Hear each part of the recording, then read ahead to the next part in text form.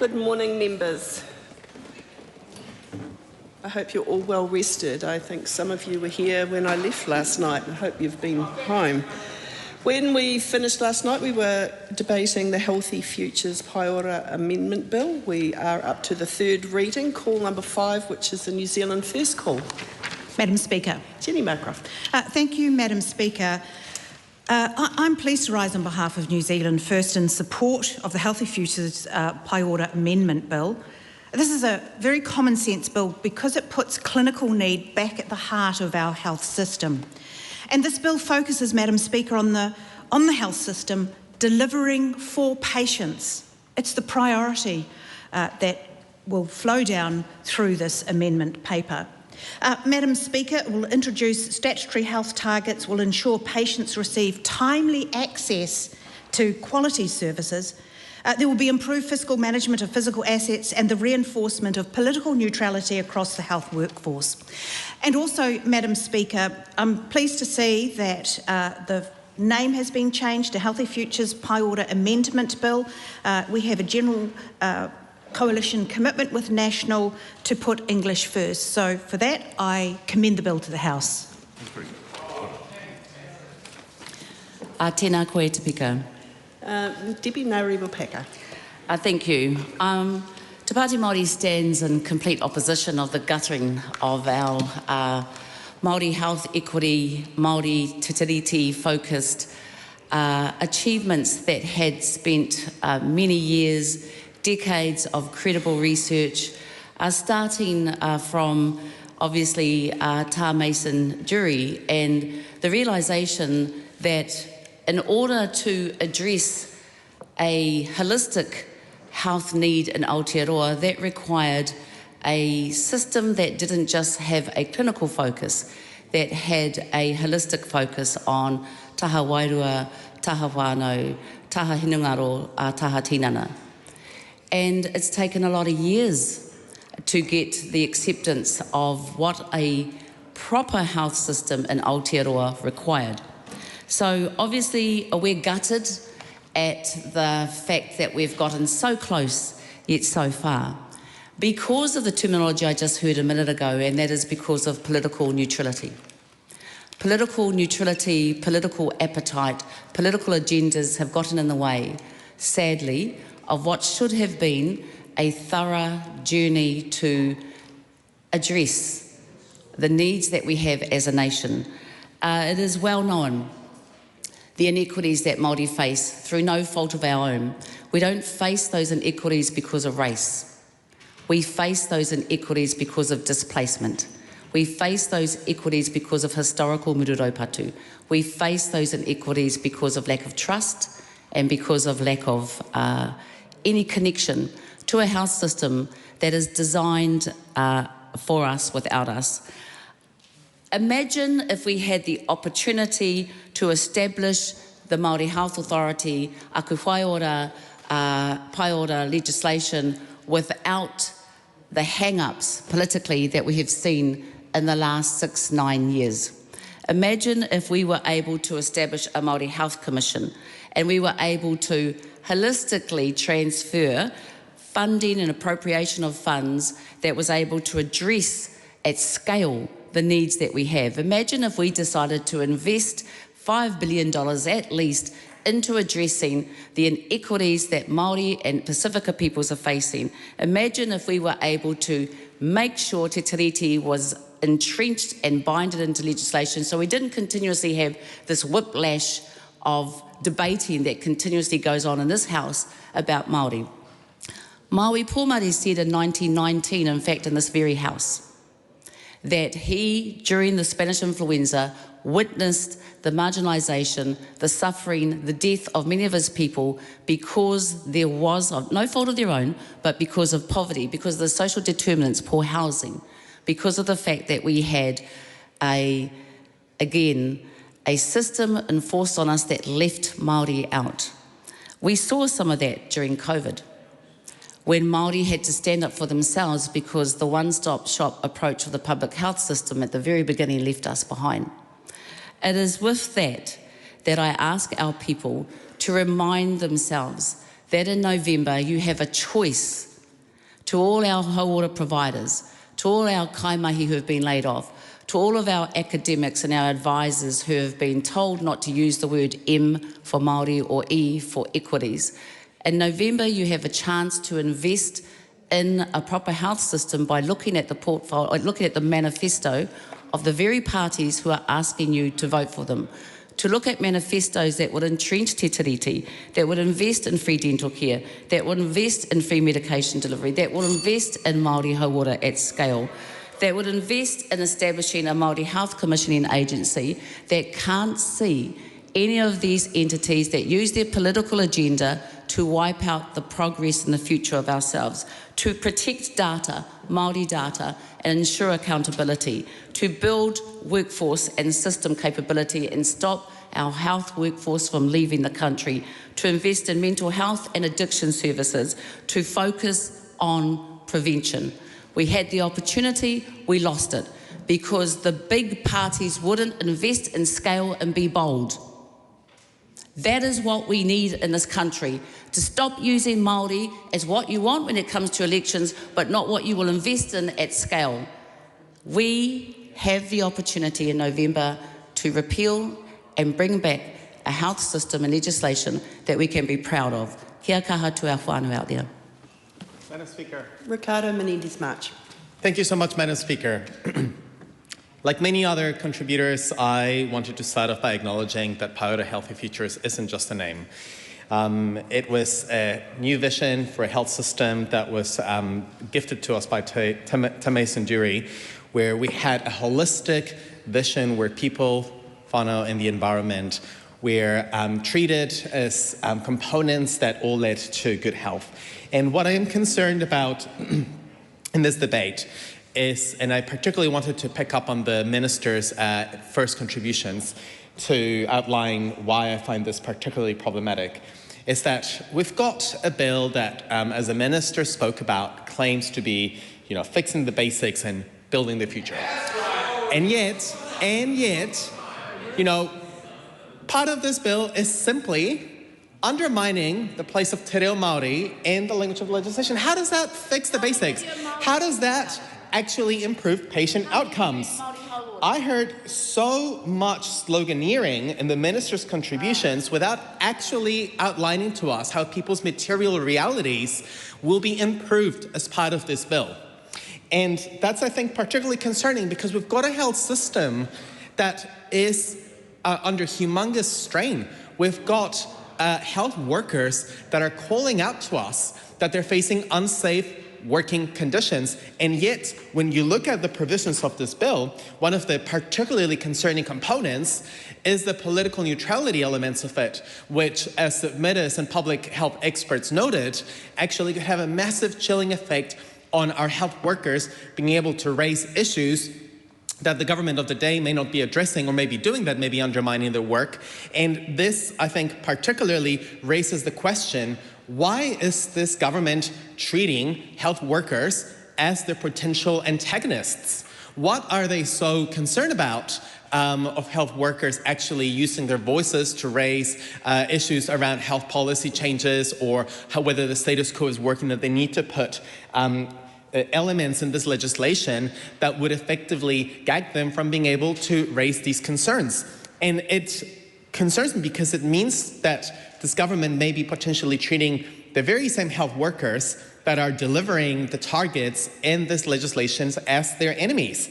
And I think this should not ever be the case for any government. A government should welcome clinicians and health practitioners being able to raise concerns, being able to speak the truth, being able to go out and talk about the concerns that they have with government policy or what's happening on the ground and the experience that they're seeing. We should not be using the guise of political neutrality to prevent them from being able to actually address this. And in the minister's contributions, he thanked submitters, and yet what I am seeing in the Select Committee report and the lack of adequate changes to this is that submitters were all in all, frankly, ignored, particularly public health experts that submitted on this bill. Experts that noted that the downgrading of our Te Riti obligations, our downgrading of addressing the determinants of health, whether they're social or environmental, the downgrading of even just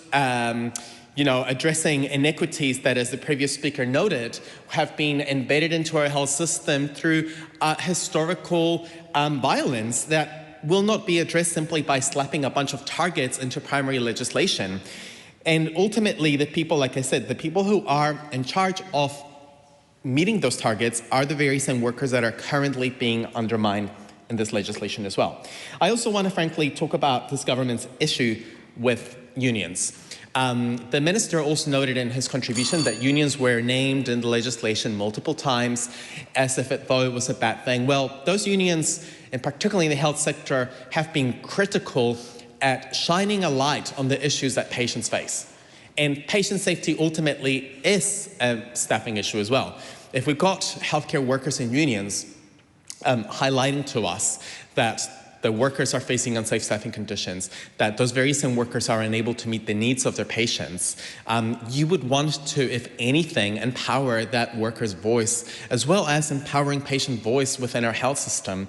And I do not see this happening under this legislation. I would invite members of the House from the government side to talk about how this bill materially benefits everyday people, as opposed to just going back to their same old slogans and pretending like switching languages around in a title will do anything but continue undermining Māori-Crown relations. Dr. Hamish Campbell. Excellent. It's a great honour to speak in support of the Healthy Futures Paora Amendment Bill in the third reading. We've just had the challenge about how this is going to affect the everyday lives of New Zealanders. We're introducing health targets so we can get better health care for our patients. That is why we're passing this bill. I commend it to the House. Madam Speaker. The Honourable Willie Jackson. Madam Speaker, I think it's an appropriate time to talk about some of the Māori contribution in terms of health in this country, and I was listening to Debbie Ngā Peka, and she was spot on with all of her kōrero, and I'm happy to talk all that because the challenge, Madam Speaker, in terms of the big parties is about the investment, is about the devolution in terms of funding, and is about supporting kaupapa Māori initiatives, and this bill clearly does not do that. And I was thinking about all the wonderful Māori health advocates through the years, and I was looking back we're in campaign time at the moment. I'm not looking to promote anyone, but I have a young man standing in Ngaitahu, Mananui Ramsden, whose auntie was one of our most foremost health advocates, Eri Hapiti Ramsden. And she did her thesis on cultural safety, which was quite ironic, really. And she's seen as one of the greats in terms of Māori health advocacy, Madam Speaker, and so relevant with this kaupapa, where we are stripping away a lot of the safeguards in terms of tikanga Māori, in terms of te reo Māori. And I felt sad last night, very proud when I was listening to our former Minister Isha Verrill, but felt sad when I was listening to the Minister waffle on like nothing's happened in terms of kaupapa Māori, tikanga Māori, and all our advocates through the years who warn of the dangers ahead in terms of the health system. I go back to my Uncle Sid Jackson, Madam Speaker, who set up Turiki Healthcare, which is followed on by Te Puia Winiata, who's the CEO today, and my cousin Ramari Jackson. The Turiki work has just been tremendous in terms of South Auckland. And I want to salute her, salute my uncle, my cousin. I want to look at Sir Mason Jury, who's mentioned all the time, and quite rightfully so, set up the frameworks in terms of mana motuhake and tikanga Māori within the Māori health system, and his work is again just being cast to the side with the introduction of this bill. His son-in-law John Tamahere must be mentioned also, although people might look at him in a different way. His work in terms of Māori health, as you know, Minister Pōtaka, is undoubted, particularly in West Auckland, in terms of Wai Health. And the work that Waipareira Trust has done in that area has just been magnificent in terms of lifting up our people. So I salute my old mate JT, who's at the forefront, has been at the forefront of Māori health. Rihanna Manuel, who was leading the Māori Health Authority, did some terrific work. So many people, Madam Speaker, who have been let down by this. I look at Professor Paparangi Reid, a leading advocate in terms of kaupapa Māori initiatives, tikanga Māori initiatives, Dr. Rawiri Jensen, who did a lot of work for us, Dr. Mataoria Linden, Hana Linden's brother, just goes on. We have such a long list of Māori advocates in the health area, all of them who could have walked into this place and did terrific jobs. And just in the last 48 hours, we've had Dr. Lance O'Sullivan warn us about the dangers of the health system in terms of Māori. And what we can't get over on this side of the house is what upsets the other side so much in terms of our kaupapa. Why does it come to a point where we actually even have to change the name of this organisation so that Winston Peters or his supporters feel more comfortable? We've got to the point now where we actually have to take the Paiora name out of the legislation and make it subservient to the English kōrero. So sad, so disappointing for Māori who have not been able to fairly access a health system, not been able to achieve equity, not been able to get support, but have worked within the system as they did with us in our term as we went about attempting to set up a Māori health authority to look after the needs of our people within the system. But of course that was quickly disbanded by this government, who said, no, we have the right answer for you. And that answer, Madam Speaker, is about Māori disappearing, Māori words, Māori kaupapa, tikanga Māori, anything to do with Māori is chucked out. But we heard the Minister last night, but you have an advisory board. But it's not good enough, Madam Speaker, it's just not good enough. The Minister of Health, Madam Speaker, calls it healthy futures while stripping away the very principles designed to make New Zealand healthier. Madam Speaker, this bill replaces equity with bureaucracy and compassion with KPIs. Patients don't need another restructuring, Madam Speaker. They actually just need a doctor sometimes. They actually just need to get in to see the doctor. You can't hit health targets by deleting the people who are working to reduce health inequity, and that's what this government has done here. The problem with the legislation is that it confuses speed, because it's all about speed. You know, we're not that we're not into targets. We're talking about targeting Māori. Oh no, we won't be targeting Māori. But it confuses. The legislation confuses speed with success. Fast isn't better, Madam Speaker, if the sickest are left behind. We're removing Māori voices from decision making while claiming everyone will somehow benefit. A health system without equity isn't universal, Madam Speaker. It's unequal by design. You can't legislate away health disparities by pretending they don't exist. Madam Speaker, the government says this is all about patients, yet it weakens the mechanisms created to hear the communities with the poorest health outcomes. Health isn't improved by rewriting legislation, it's improved by funding nurses, GPs, ambulances and hospitals, which that government seems to be so allergic to. Removing principles doesn't remove problems, it simply removes accountability.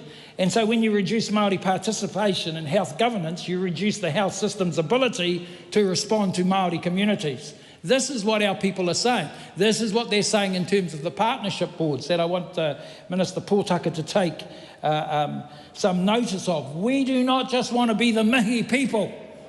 We don't just want to be the mihi man like the Minister Pōtaka over there, you know. We want to contribute. We want to contribute. We want to be in the decision-making area. That's what iwi partnerships are about. That it's not about, oh, get up to your mihi now, shut your mouth. That's what this other side want. We want to be able to contribute. We want to be the leaders, not the mihi people on the side, just doing nothing.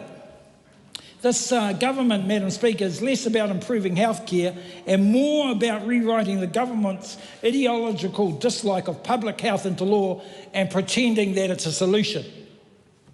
Madam Speaker, it's been a privilege on this side of the House to support our people, to support our communities, not just Māori, because we always say you strengthen the Māori sector and all New Zealanders will benefit. The other side don't seem to get their heads around that. They seem to be scared. They seem to think that if we're able to dilute, water down, get rid of Māori solutions, by Māori for Māori strategies, that they somehow will appease and placate New Zealand. But they're not doing that, Madam Speaker. I invite them just to have a look at their own polls to get some validity with regards to that. Madam Speaker, if equity disappears from the statute book, it doesn't disappear from the emergency department, and we've all seen that tragic reality at the Waikato emergency department this week, and I'm sure the whole House sends their aroha, Madam Speaker, to that whānau, an absolute tragedy and crisis that's happened down there. Madam Speaker, the government keeps promising efficiency, but patients, Madam Speaker, can't be treated with smart aleck press releases from a smart aleck minister who has no idea about what's happening in our community, has no idea in terms of what Māori want and what people want. His speech last night was an absolute disgrace, and I'm happy to say that, and he might get applause from his government mates, but our communities are disgusted with the rubbish coming from this government. Madam Speaker, a healthier future requires investment, not simply changing the words in an Act of Parliament. History won't judge this bill by how many clauses it amended. It will judge it by whether people's health actually improved. We vote against this bill because it won't improve public health. It just pretends to. Kia ora, Madam Speaker. Madam Speaker, clarity is power. Tell us, John. Oh, sorry. Clarity is power. The more clear you are about exactly what you want, the more likely you are to achieve it. These healthy future bills provide a clear direction for our health system, ensuring a laser focus on delivering the result New Zealanders expect. Its purpose is simple: to ensure patients receive timely access to quality health care. We are here fixing the basic and building the future. I commend this bill to the House. Honourable Jenny Salisa. Kia ora, Madam Speaker. This Healthy Futures Paeora Amendment Bill, introduced by the Minister of Health, represents a fundamental dismantling of the equity architecture built into the Paeora Healthy Futures Act of 2022. It does not improve health services. This bill does the opposite. It takes away Māori governance, it removes statutory equity obligations, it centralises ministerial control, silences health workers and introduces perverse legislative targets, all at the same time bypassing meaningful consultation with tangata whenua Māori. Madam Speaker, this bill passed its second reading earlier on in March of this year, despite the overwhelming public opposition to it. 1,787 submissions were received, the majority of whom objected to this bill. The critics included Māori advocates, the Royal College of GPs, the Association of Salaried Medical Specialists, the Mental Health Foundation, disability advocates, treaty specialists who uniformly condemned not only the bill but the direction that it takes.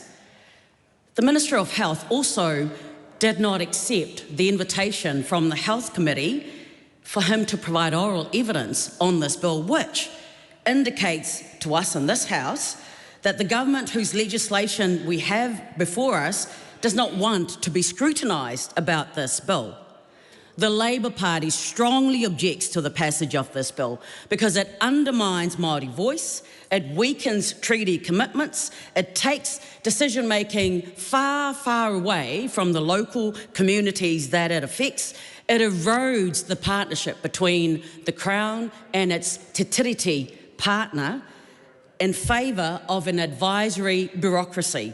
It binds future governments with inflexible targets, and it strips the legislation of Māori identity and wellbeing principles. Madam Speaker, the Paiora Healthy Futures Act of 2022, which this bill repeals, was enacted following the Health and Disability Systems Review and the Waitangi Tribunal's Y2575 Health Services Outcome Inquiry. That inquiry found that Māori health inequities were the direct result of persistent Crown breaches of Te Tiriti or Waitangi. Māori average life expectancy is 7 to 8 years less than non-Māori. The economic burden of existing health inequalities and inequities is estimated at over 863 million, Madam Speaker, per year. The government's own regulatory impact statement concedes that the benefits of this bill are assessed as low and any improvements is likely to be marginal. So why? And I asked the Minister this question last night. Why is the Minister of Health writing privatisation language into the objectives of the Health New Zealand Act at all, when the evidence from overseas shows that heavily privatised systems, especially in the United States of America, it costs more, it excludes more people, and it produces worse equity outcomes than universal public health systems like we have here in Aotearoa, New Zealand. Clause 13 actually writes in that our Act should consider privatisation and private providers, and this is privatisation creep coming into our public health system. This matters, Madam Speaker, because universal public health systems are designed with access to health services according to need, while heavily privatised systems ration access according to insurance status and according to people's and families' ability to pay. For Māori people, for Pacific people, for our ethnic communities, disabled people, low-income families, and our rural communities, that difference is not abstract. It shapes whether or not people receive preventive care early or present later to hospital sicker, and it will cost us as taxpayers more money. Madam Speaker, we do not commend this bill to the House. Our mokopuna will live with the consequences of the decisions made in this chamber. They deserve a health system that honours Te Tiriti o Waitangi. Greg Fleming. Ko te pai ora te kaupapa o tēnei piri, ko te pai ora te rautaki o tēnei piri, ko te pai ora tōnu te ingoa o tēnei piri, nō reira ka tuku atu, tēnei piri ki te whare. White. Kia ora. I want to talk about this bill in terms of its direction of travel, because I think it consolidates the feelings on this side of the House rather well. I absolutely loved hearing the comments made by the Honourable Jenny Salesa yesterday, because they spoke to my values, and I am particularly concerned about this bill because it breaks the trust of a lot of New Zealanders that we're out there working for the people who most need our help. It's not about a moneyed class, it's about everybody. And this bill, it erodes so many good things, and so I want to talk about some of them and why people should worry about them and why they should think about where they want to be in New Zealand in the next few years when they're at the ballot box. Now, one of the issues that I have with this bill, and I talked about yesterday, was a discussion about the targets. And the minister basically attacked me and suggested I was belittling the targets that he'd set as not appropriate. And I wasn't belittling those targets. Those are all important targets to me. But the bill itself doesn't show New Zealanders a future where targets will be set actually on the basis of what's needed at the time. It embeds a few random targets. There is no reason why you would put the target about cancer into the legislation but not put a similar target with regard to heart attacks in the legislation. That's just illogical. What we needed to see, if we were going to look at a bill that made sense, was a less arrogant approach of a minister setting what he considered to be his reckons on what was important at this moment. It needed to be structural. It needed to have in it an ability to consult with people about what was the target at the time and to flex as one problem was solved and another was put into the list of targets. That is a good approach to legislation. This is not a kingdom run by a minister. This is a system that needs to have the resilience of flex in it so that we can solve problems and we can keep solving problems. And there are myriads of problems in our health system at present. Now, one of the problems we saw yesterday a terrible tragedy of someone dying in one of our emergency departments. It's a terrible thing, and I just want to take a minute to say to the family, that was something that I will never forget happening.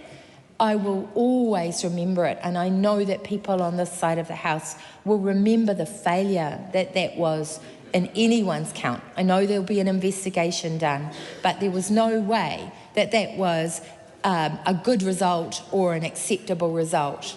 But what will help people in this country who deeply need support from their health system is one that tackles those real problems in a systematic and intelligent way.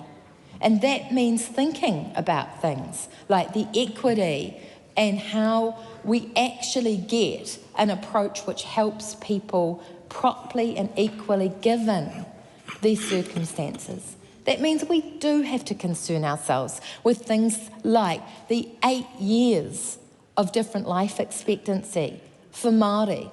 That's a complete failure. Each one of those people who dies 8 years earlier, that's a tragedy that should be on the front page, that should be reported by Radio New Zealand. Those are things we need to take account to because they're real human beings. They're real tragedies to their families when those people die early. And our health system, it must address those things. So that should have actually been one of the things that was considered possible to prioritise in those targets. But in fact, we get a random selection.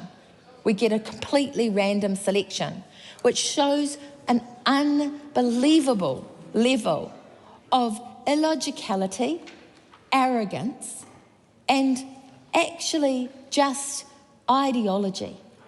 It shows an ideology that says, I will always know best.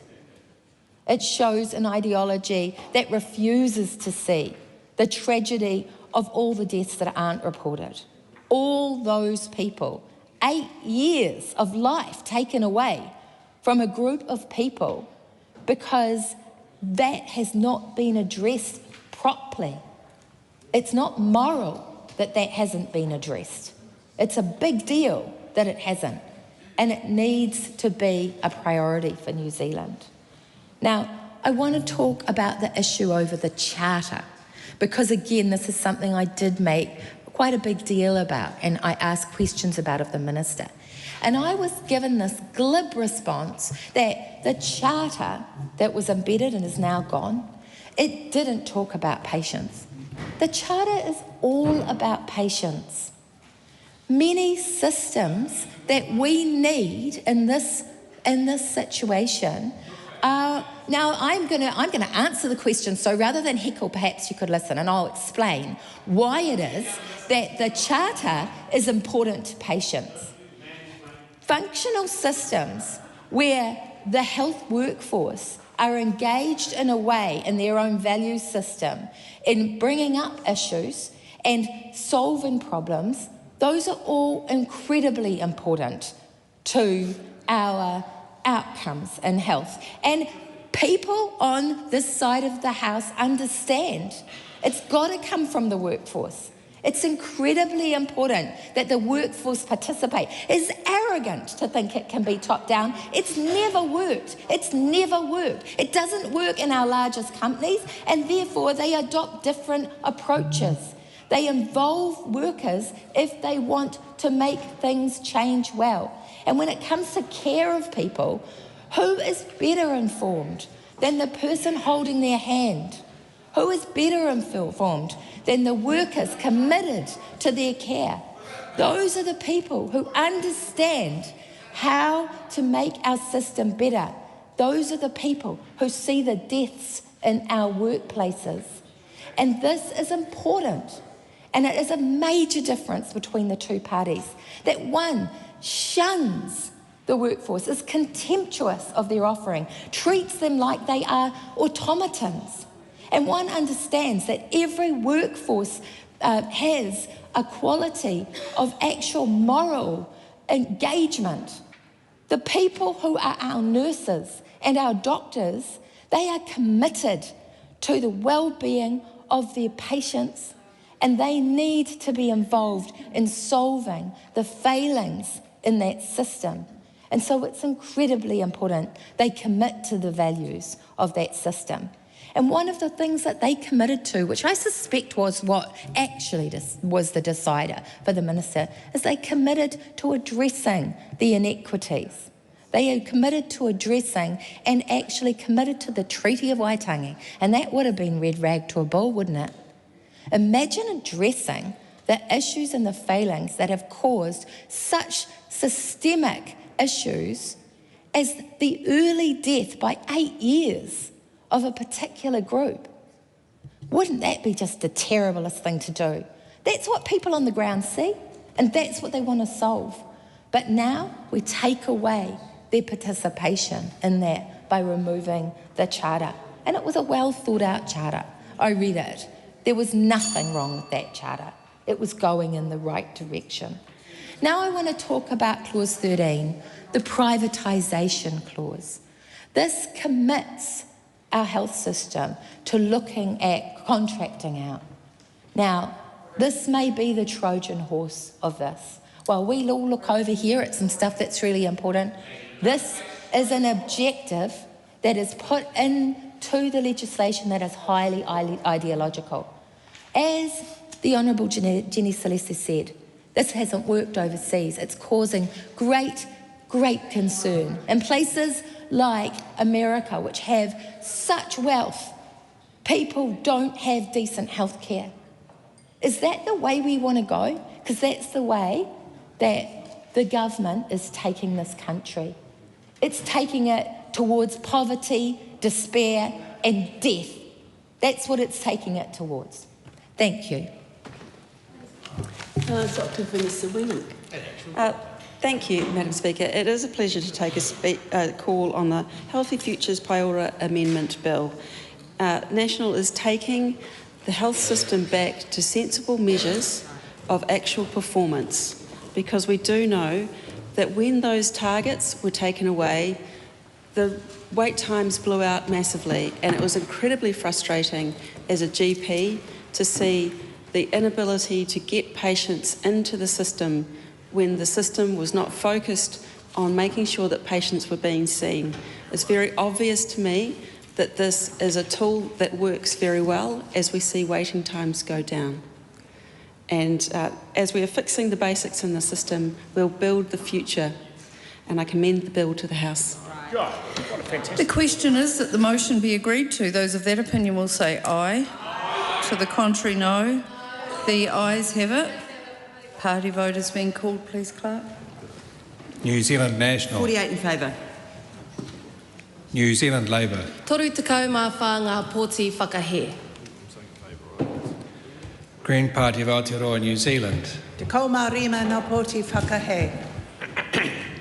ACT, New Zealand. 11 in favour. New Zealand First. 8 votes in favour. Te Pāti Māori. E whāna pōti whakahe.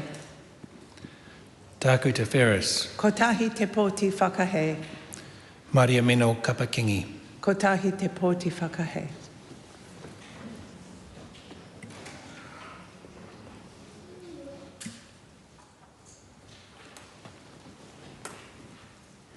The ayes are 67, the noes are 55. The question is agreed. Healthy Futures Pai Ora Amendment Bill, third reading. I call on Government Order of the Day number 6. Regulatory Systems Primary Industries Amendment Bill, committee stage continued. I declare the House in committee for further consideration of the Regulatory Systems Primary Industries Amendment Bill.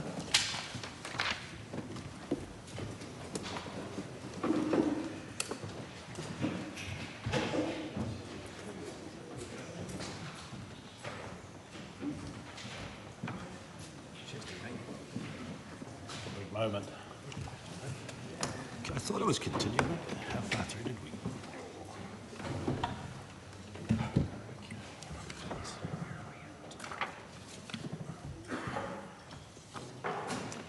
Members, the House is in committee for further consideration of the Regulatory Systems Primary Industries Amendment Bill. When the committee was last considering the bill, we were debating Part 5. This is the debate on clauses 80 to 123, amendments to the Biosecurity Act 1993 and regulations, and Schedule 3 and Part 3 of Schedule 4. Arina Williams. Thank you, Madam Chair. I just want to ask the Minister, in consideration of the 3 amendment papers that he has tabled for the House's consideration, whether there are any new amendments since the last time the committee considered his bill, or whether he intends to prepare any other amendments that will be introduced in the period today. Madam Chair. The Honourable Todd McLean. The answer is no and no. It's just what we're debating now. Madam Chair. Jo Luxon. Thank you, Madam Chair. I want to ask the Minister a question with regard to Clause 93, Section 100I, where it talks about the change that's made with regard to a time limit of 3 months after a claimant has been notified of the final assessment of a claim to submit disputes to arbitration. Now, I would just like to question the thinking around why changing it to a 3-month time limit, because if I think about depending on what the situation may have been, whether it was quite a traumatic situation for somebody, if we think about, say, in Bovis as an example, where someone was denied perhaps compensation or something, and they were still quite traumatised by it, that 3 months to get themselves together to dispute that decision is not that much time, and I'm just interested to know why the Minister, it says they chose 3 months as opposed to any other, with perhaps 6 months or further. If the Minister would be so kind as to answer that, that would be great. Thank you. Madam Chair. Madam Chair, the next question that I have for the Minister is Clause 99. Section 111. Now, it talks about removing the requirement for an inspector exercising a warrant to be accompanied by a constable. Now, I'm just thinking about certain situations whereby safety could be paramount for those exercising a warrant, and I note that in the explanation and the rationale for this change, we have situation where MPI, it says MPI inspectors are trained in the execution of search warrants, and the reason that perhaps they've removed the need for having to be accompanied by a constable is because it makes logistical and resourcing difficult for both MPI and the New Zealand Police. And I'm interested to know that if there is no longer going to be the requirement for an inspector exercising a warrant to be accompanied by a constable, what is going to be put in place to ensure the safety of those people, because potentially you could be dealing with situations where people are quite upset and a bit volatile, perhaps not thinking rationally. So it's important for the House and those watching to understand what safeguards will be in place to ensure the safety of those exercising the warrant. Madam Chair. Arana Williams. Thank you, Madam Chair. I'll just take the Minister to page 4. I'm at section 94. I want to ask him about the removal from the original Act of 107B, which used to require levies made under the Biosecurity Act to be confirmed by an Act.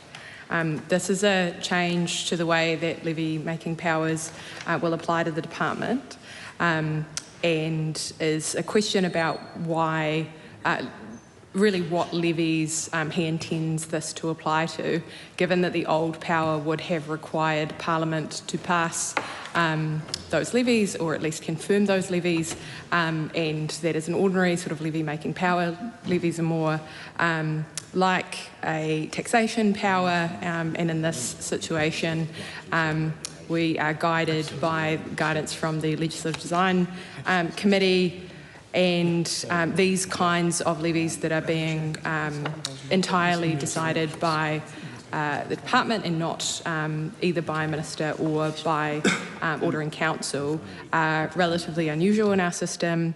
I also want to ask him whether he intends them to be subject to disallowance in the normal way, and how he intends for Parliament to assert its interest in levies which are charged in this way.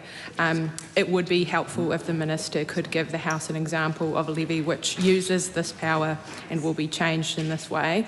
I also want to ask him whether existing levies, he intends for existing levies that were passed by the House in an Act to be able to be modified without an Act. So are there levies which the House has considered in the past which he is now extending the power to the Department to change in future without Parliament's sort of secondary check under 7B. I also want to ask him what the mechanism for presentation is now that secondary legislation is recorded in a different way to when it was in 1993 when the original Act was passed, whether the only presentation is publication on the legislation website, or whether these sorts of levies are in a standard way circulated with the industry.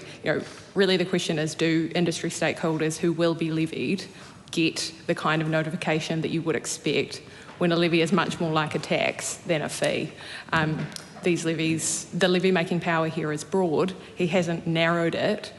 So how will people know that they are being subject to the levy if it's not in a sort of primary legislation form, which is what he's removing here?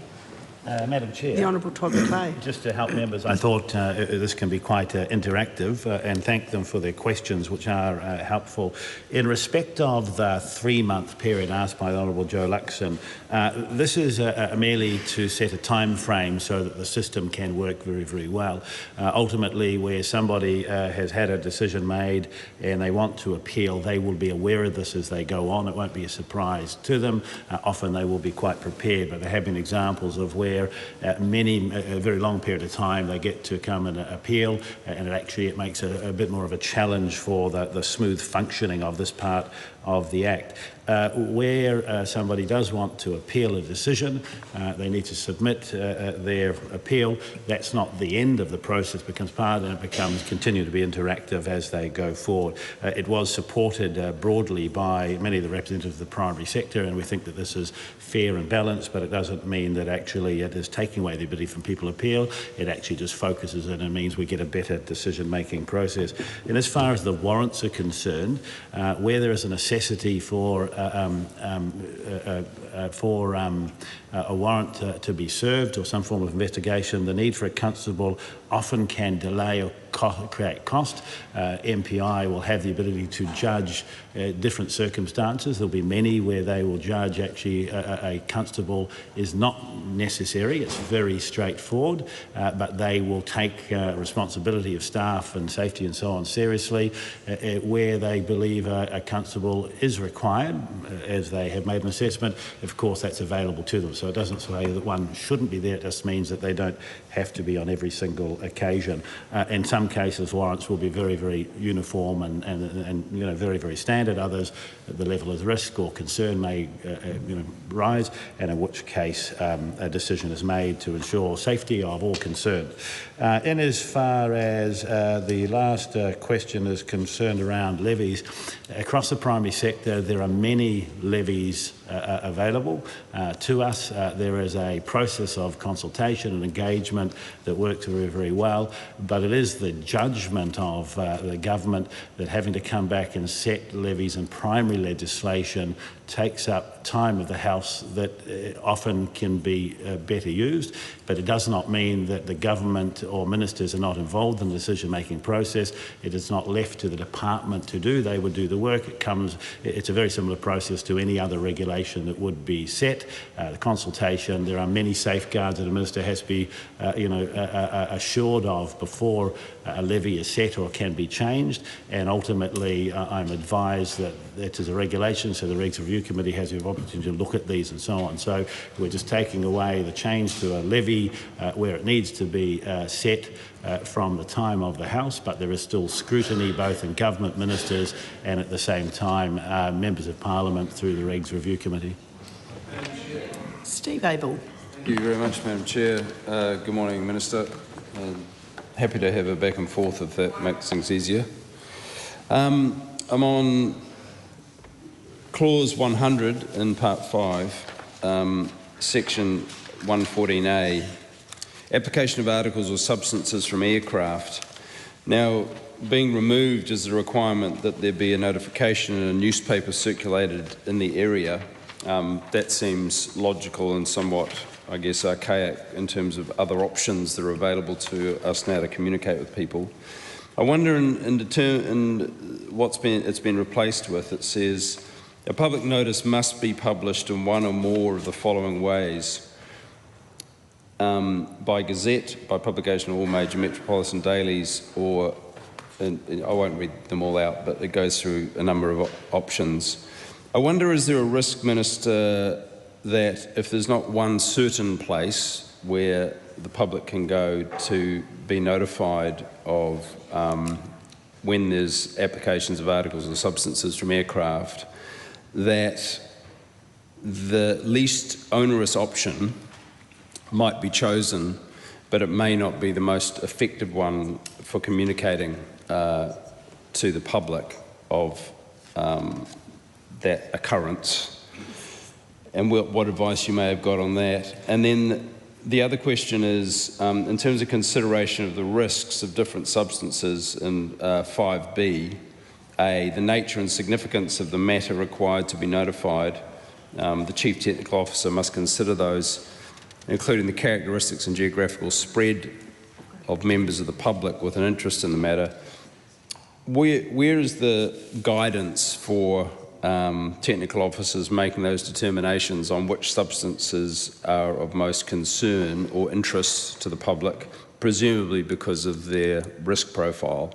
And finally, what are the sort of substances and articles that have been talked about here? Is there any sort of list of articles and substances? And that may relate to my preceding question, which is what are the risk profiles of those substances and which ones are more of a problem if there is public exposure or exposure to another landowner's animals or plants, and how are those things delineated or advised on? Thank you. Williams. Speaking to that section 100, this is a matter of public interest, so it will be useful for the Minister to clarify some of the points that my colleague Steve Ogle has raised. I want to ask him why this section, why he didn't take the opportunity really to update with more in line with the public engagement process which actually happens with the government departments. This seems very bald on the face of it compared to what, say, an organisation like DOC does to engage with the public in an area where, say, poison drops are being done in bush. It is very useful for the department to do that. It's very important to our conservation project, and it is good. I hear the Minister for Conservation advocating for his department when they do that. It is critical public service, and yet what's here in his updated amendment to this section doesn't reflect any of the good work that the department does to let the public know about why this is important, why, say, a dropping of a seed mast in an area will lead to an explosion of a pest population and why they must respond to that. It doesn't include any of the good engagement that the department does with tangata whenua in relation to the land of which they are kaitiaki. He could easily include, say, an exclusion from liability if those things did not happen, and that would be something that I imagine everyone in this House would be interested in supporting. But instead he has said a very old formulation really of this rule, which has then been updated just to allow for the gazetting and the way that you might advertise this in the paper. This is something which it is a good story, and that we want the departments who do this and the kinds of organisations that do this to be able to tell it and to reflect the actual situation on the ground where they do tell these stories. This looks like hiding behind a rule which is far back from the start line of actually what is happening in practice from our primary industries, where they work really hard to make sure that they have public trust and confidence in the system around using aerial drops in this way. And so I want to understand what options the Minister considered when he was updating the public consultation, public notification requirements, when the situation has changed in 2026, and when New Zealanders, I think, want to see conservation powers used in this way boldly and publicly. Madam Chair, in as far as what's covered or what needs to be notified or published, that doesn't change. That's another act. That's not the reason for this very small amendment. But the last member's point about public having an opportunity to be aware of what's going on, as the Act requires, is the reason for making the change. Because ultimately it says in a newspaper circulating in the area which the place is situated. There are very many fewer newspapers in New Zealand now, so this is merely an update to say that there are a number of ways with which the department may inform people, one or more. It is a judgment on the part of the department to make sure that enough information is provided so people could know. But in many parts of provincial New Zealand there are no longer newspapers, and indeed many New Zealanders no longer get their information, their truthful information, from newspapers. There are a range of ways that they would do that. So this is merely updating that to say there are a number of ways now that the communication with people who have an interest should take place. Secondly, the House has done this on many occasions, something like this. There were many pieces of legislation that used to say that you had to post things to people or you had to fax things to people.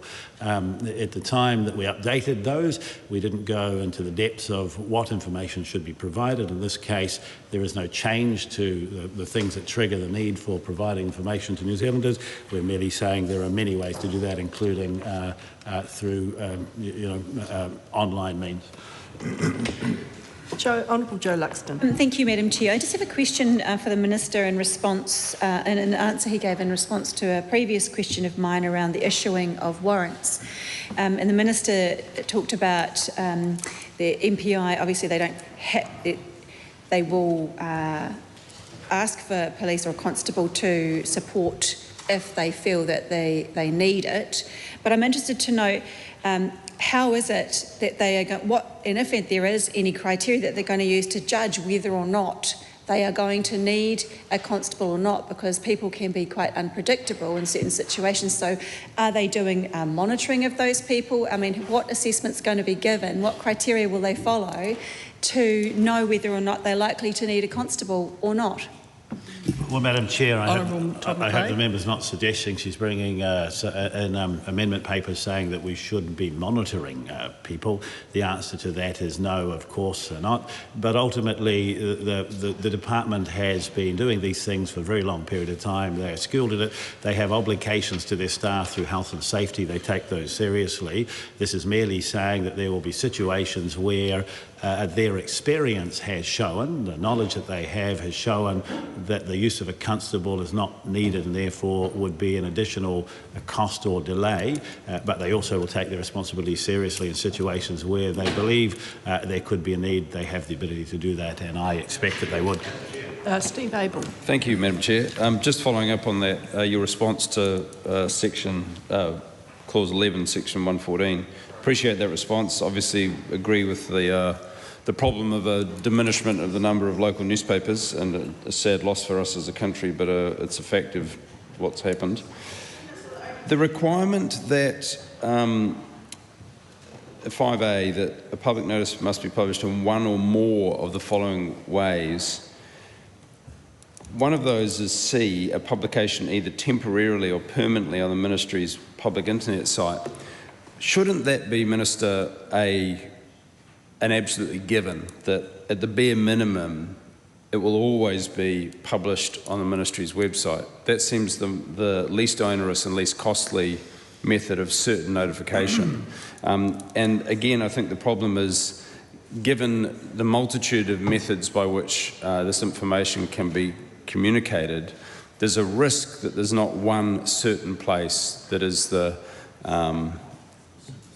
total list of all the locations where there are going to be applications from aircraft.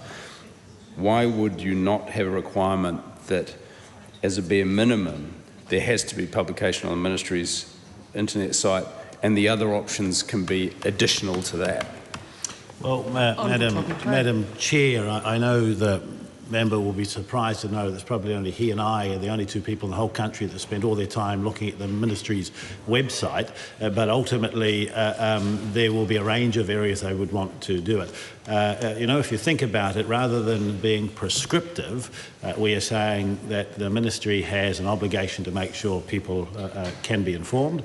At the moment, it is only through newspapers. We are giving them a range of tools to be able to do that. It would be my expectation, depending upon the activity, that they would choose more than one, but we are deciding, rather than being overly prescriptive, we're saying that they should use judgment for themselves, and indeed the characteristics and geographical spread of members of the public with an interest in this matter would mean in some situations it could just be a local newspaper, as it is at the moment.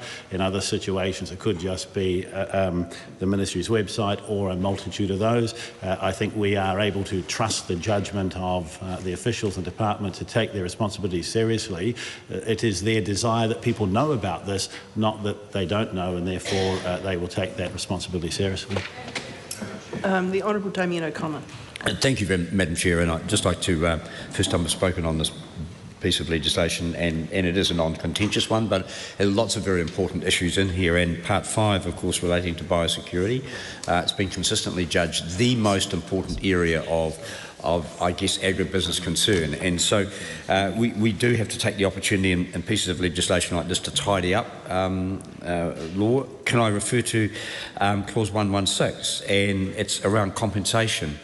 And just there are some provisions here that are laid out. Person must make claim within 1 year, fair enough, not payable beyond 3 years. I asked the Minister, was consideration given to other areas or other provisions that might eliminate the right to compensation? Because I know that from experience, that I know farmers who are forced to pay levies to tidy up areas of compensation, Bovis being one of the obvious ones. How did this happen? Who caused it? And what potential liability might lie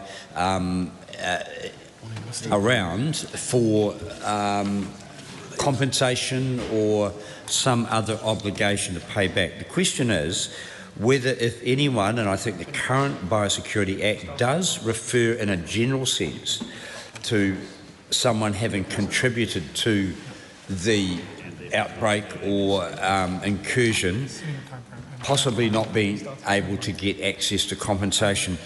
The question here is, did the Minister or officials consider whether they should have used this piece of legislation to tidy up those provisions and make sure that anyone, any company or any individual who may have contributed to a biosecurity incursion or cost or blowout or whatever, that person is immediately exempt from or prevented from applying for, within the 1 or 3 year period, for any compensation. Indeed, there is a real question there around should there be litigation or court action, at what point does that, in that 1 to 3 year period, does someone remain, or well, still be able to claim compensation if they're deemed to be in possible charge coming up, if they're deemed to be innocent, thereby able to claim for compensation. These are the kind of technical issues that you might say, go beyond the remits of this bill, but actually this bill is for the tidy up of these very type of provisions. So the question to the Minister is, did he or officials consider the access to compensation for more than just a length of time, but actually whether it relates to any liability in the courts or the court action that may in fact give some guidance on that. So it's a question for the Minister again in clause 116. And I see he's getting some advice. Mr. Chair, just on that one, because it is quite technical, I'm advised that the clause, so some of the issues that the member raised, he is correct, they are not as part of this bill, and whilst he's correct, it's a tidy up bill, some of those would go further than just tidying up and creating clarification, so they're not part of this. However, I'm advised that the clause merely gives direction or clarity that says that compensation could be sought whether the powers that have been used lawfully or not. And therefore, it is suggesting, therefore, or saying, therefore, that if the department has used its powers, whether they be lawful or otherwise, somebody has a right to consider and seek compensation. Firstly, secondly, as far as time frames are concerned, it is set up so we are able to work through these things in an orderly fashion, and therefore it works on both sides. People understand their rights and obligations, and the department as well. But I am informed that it does interact with the court deciding liability or whether or not something has happened there. A court would have the ability to consider their case before the statutory time frame or limitation for compensation would kick in. Would exhaust. Look, my question is around 115, section 159A, the accelerated infringement notice procedure for border infringement notices. And there, I know the Minister has talked about the challenge of receiving information via post. We know that we don't have, particularly in our rural areas, we don't have a great postal service anymore. But we've got here replace, in section 159A3, replace is deemed to have been served on the defendant when it was posted with is treated in the absence of evidence to the contrary as having been served on the defendant when it would have been delivered to the defendant in the ordinary course of the post. This seems to open up a whole lot of discretion. I wonder, has the Minister thought about how that is going to be actually applied? Because it looks as though this could be applied in any number of ways. It's just opened it right wide open. So it's a really, it might be a small thing. It's dealing with, I understand, a challenge when we can't rely on the post anymore. But surely there must be another way of giving some clarity about post, email, telephone call, or something that is there that gives us a bit more clarity, because this is a wide open amendment, and I'd like the Minister to see if there's something we can understand a little bit more about why that's so extremely wide. Thank you. The Honourable Joe Luxon. Thank you, Mr. Chair. I wanted to ask the Minister a question with regards, this is around compensation. So in a follow-up report from MPI that was tabled in November 2024. It was noted that since 2017 there's over 3,500 compensation claims where a decision has been issued. I know that 3 have gone to arbitration, and legal costs of these can be anything between 200,000 and 1.5 million.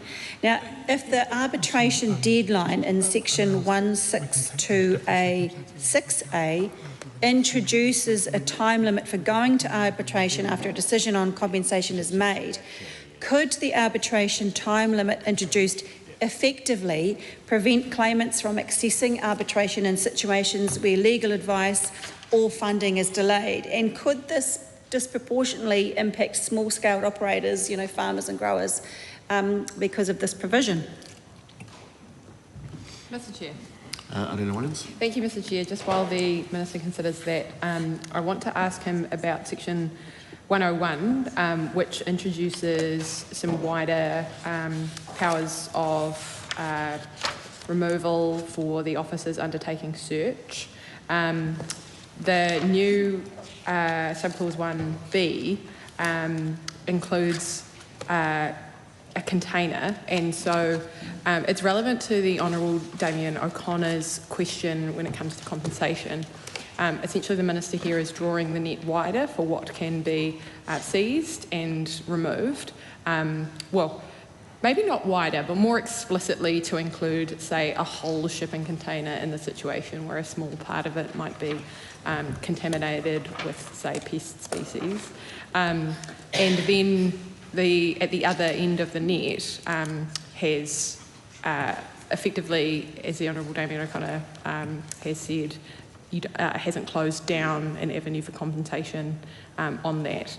And so you then have a broader seizure power which opens the state up to essentially getting it wrong, essentially taking away too much of any given goods. I want to ask him first whether this is standard practice, and so perhaps there have been issues, like real issues in the past, where seizure has included an entire container, and then people have raised issues around the government seizing too much, and that's why he's included the specific power, and then how that impacted upon compensation.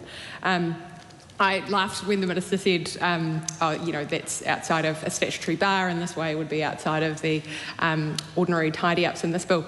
These ordinary tidy-ups, Minister, are pretty extraordinary impositions on civil liberties that we all are enthusiastic about, that we have a system which is, allows a lot of regulation in this area, and that is something which is broadly supported around this House. We need tough biosecurity laws, and we need a department that can respond very effectively and quickly, and to have flexible powers. But something like introducing a statutory bar on compensation when you are drawing the net a bit wider and intentionally giving the department the ability to seize a large amount of goods from someone who has, a business owner who has paid for them, who has imported them, who has incurred costs, that is something that is being agreed to here, but wouldn't be an overextension of the powers as they work together when you consider just how wide they are already in the primary legislation and in these powers that are being amended and extended.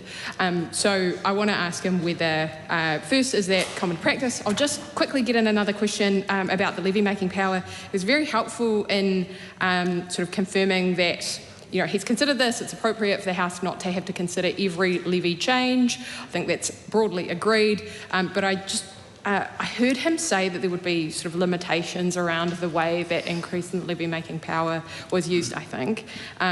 Is it his intention that that sort of increase in a levy by the department that wasn't moved through an act would be, say, in an emergency situation, like in Bovis, when government had to act quickly to increase its funding available for response?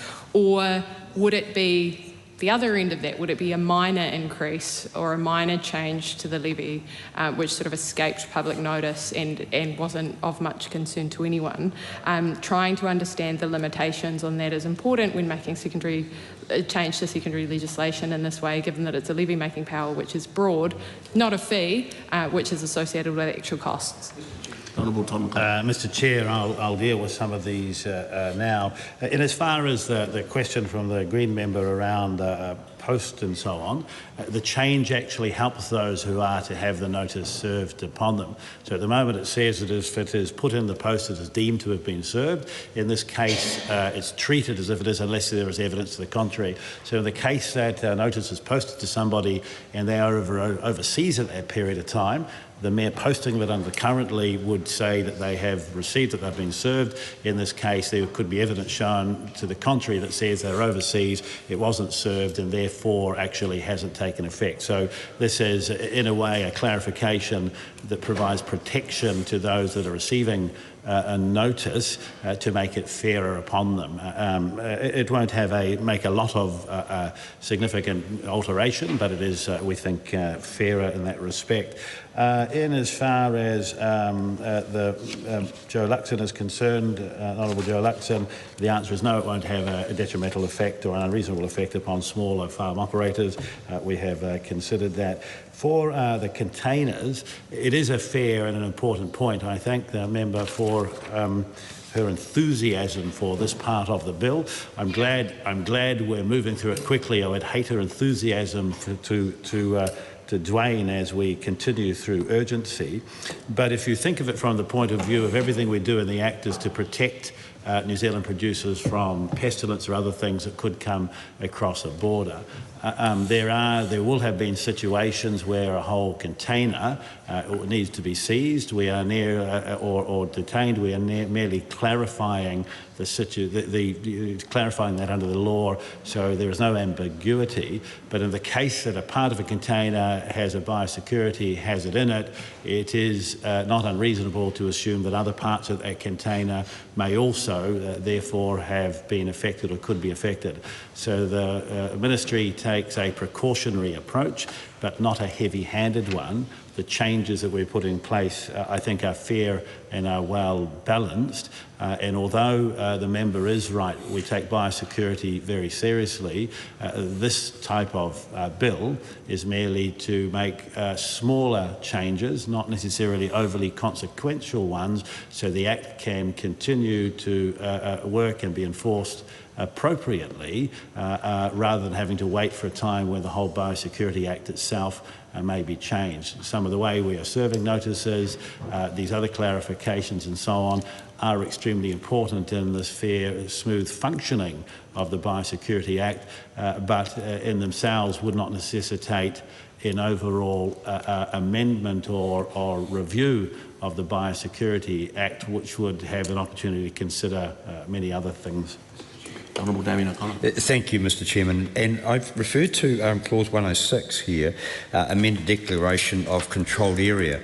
It is a very timely adjustment, but the question for the Minister is whether other things had been considered.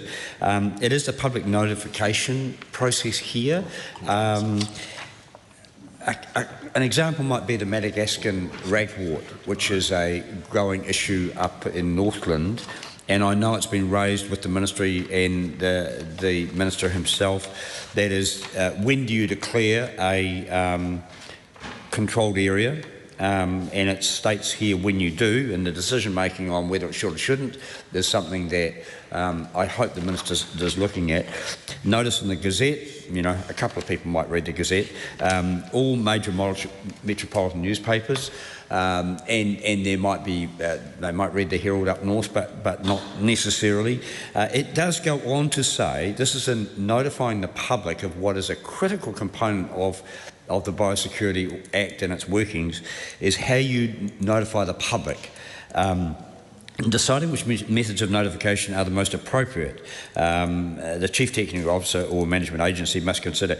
And it does say here the characteristics and geographical spread of members of the public with an interest in the matter, which is kind of fairly general. But what we do have is, unfortunately, from time to time in Wellington, omission of local newspapers and rags and community engagement. Yeah. Yes, we have. I mean, the issue is that the question for the Minister is to whether there should have been stronger recommendations to officials in Wellington, with all due respect to them, to ensure that actually the people who are affected, and sometimes they go way beyond the local controlled area notice geographical area. That is, that people coming and going from Northland, for example, people in the forest industry or whatever, who may be contributing to the spread of Madagascan ragwort, need to be informed. Now, it's not a controlled area notice, so I respect that, Minister, but the question is, if that occurs, are we sure that this, and I know this is a bipartisan piece of legislation, but it's something in reading through myself, I'm thinking, and from a local newspaper on the West Coast who are constantly telling me that they don't get notification from Wellington for things that should have been passed through to the local community. It is critical that this area is tidied up, that when a can is issued, that every single conceivable area of communication is utilised. So whether 3B, B, A, B, or there should be a C there saying, and ensuring that every local method of communication, local radio, whatever, does receive notice of this controlled area notice. So the question to the Minister is whether he considers that this goes far enough and whether perhaps it should have gone a little bit further. Well, Mr. Chair, I think I've answered similar questions 4 or 5 times on this section, but I'm happy to reiterate for the member. This is merely recognising that currently it has to be through a newspaper, and although on the West Coast there may still be a newspaper in many parts of New Zealand, rural New Zealand or provincial New Zealand, there are no longer those, or they're not delivered. People get their... Pardon me? That's right, and there are a lot of sheep and cows in the middle of Dunedin that we need to control. You're right. The point here is, though, that actually recognising that people get information in different ways, firstly, and then secondly, we want to ensure that the tools available to MPI and biosecurity are there to inform people. But the members can be assured, given the seriousness with which we take biosecurity, that all means possible are used, particularly when there is a significant concern. If we cast our mind back to the PSA, a disease that hit kiwifruit many years ago, it wasn't merely a newspaper that information put out, it was all of the things that the member is talking about. So this doesn't say that the ministry should just use one. Actually, depending upon the severity, they will use tools available to them that ensure that people are aware of the concerns and what their responsibility rules are. I think it is well balanced and will work, but it is merely giving them the flexibility to ensure that they can communicate adequately with the public, rather than at the moment it says you need to do it in a newspaper, and if there isn't a newspaper there, it is impossible to do that. Of course, they would do other things as well, but the Act requires them to use a newspaper, and perhaps putting it in the Herald could be a good idea, but it won't always find its way to Dunedin because it's largely a North Island newspaper, and I know what people are like in Dunedin. Honourable Joe Luxon. Thank you, Mr. Chair. I have a question with regard to Clause 107, Section 134.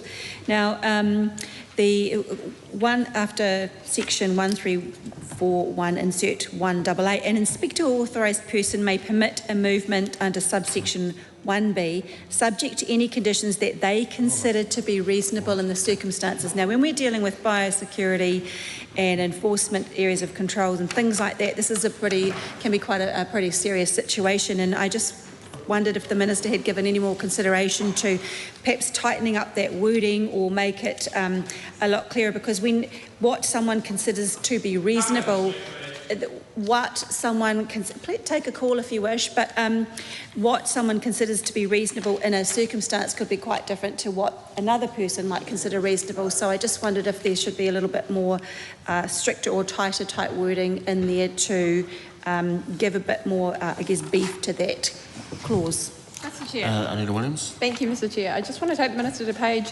54.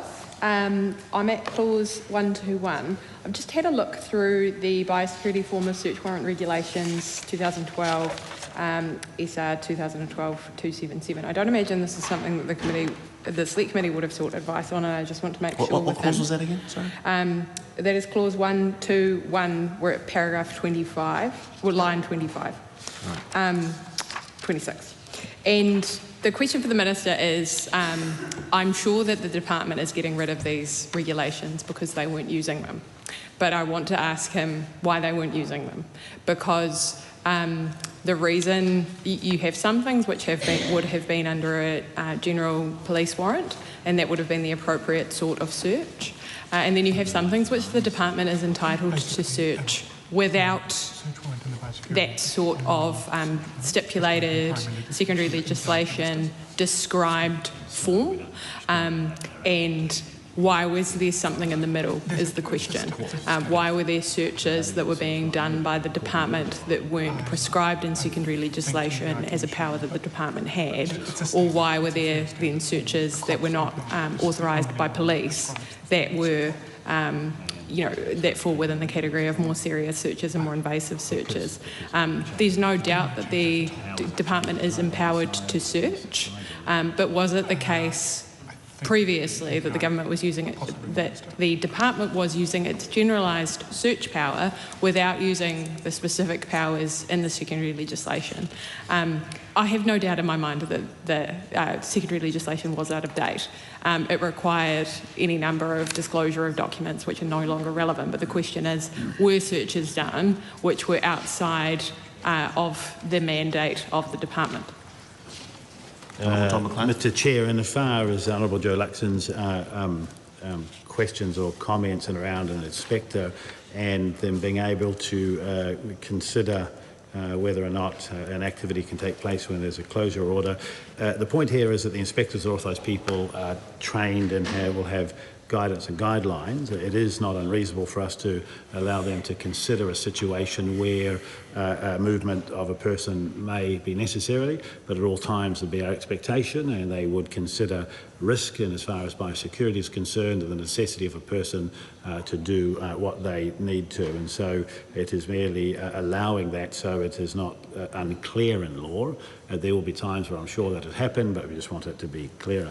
In as far as the issue of search warrant is concerned, the only the only place where primary legislation for the Ministry of Primary Industries and their effects has a search warrant in primary legislation of this area, and so we're aligning it with other things that they would do. It doesn't mean there wouldn't be a search warrant, it does mean that it would be there. These things will develop over time to provide information to make sure that they keep pace with the evolution of law, but it is the only part in all of the acts that MPI is responsible for where a search warrant is under primary legislation as opposed to developed other ways, so we're merely aligning it with everything else that is done. Honourable Joe Luxon. Thank you, Mr. Chair. I just want to, referring to the amended wording in section 162A1, where it says, in good faith, whether or not they are exercised lawfully, I'm interested to know what checks and balances are going to be in place there, so how decision makers are going to distinguish between unlawful actions that are taken in good faith versus bad faith actions for the purposes of compensation.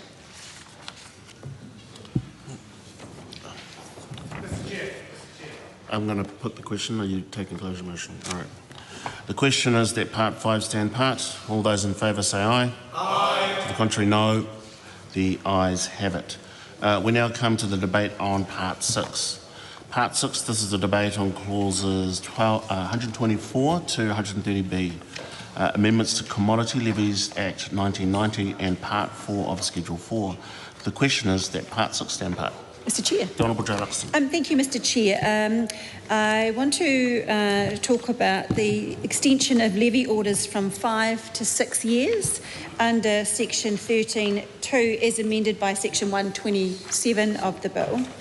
I'm interested to know what additional or strengthened oversight mechanisms are going to be introduced or are being introduced to ensure that levy organisations do remain accountable throughout this longer period. Mr. Chair. Honourable Joe Luxon. Thank you, Mr. Chair. In section 13, as amended by section 127, if levy bodies underperform or if industry conditions change significantly, what safeguards are going to be are there to ensure continued industry-wide consent and oversight? Williams. Thank you, Mr. Chair. The proud chair of the best committee in this Parliament, the Regulations Review Committee. I regularly review, and the Minister will be happy to hear I am very enthusiastic about commodity levies that come to the Regulations Review Committee for its approval.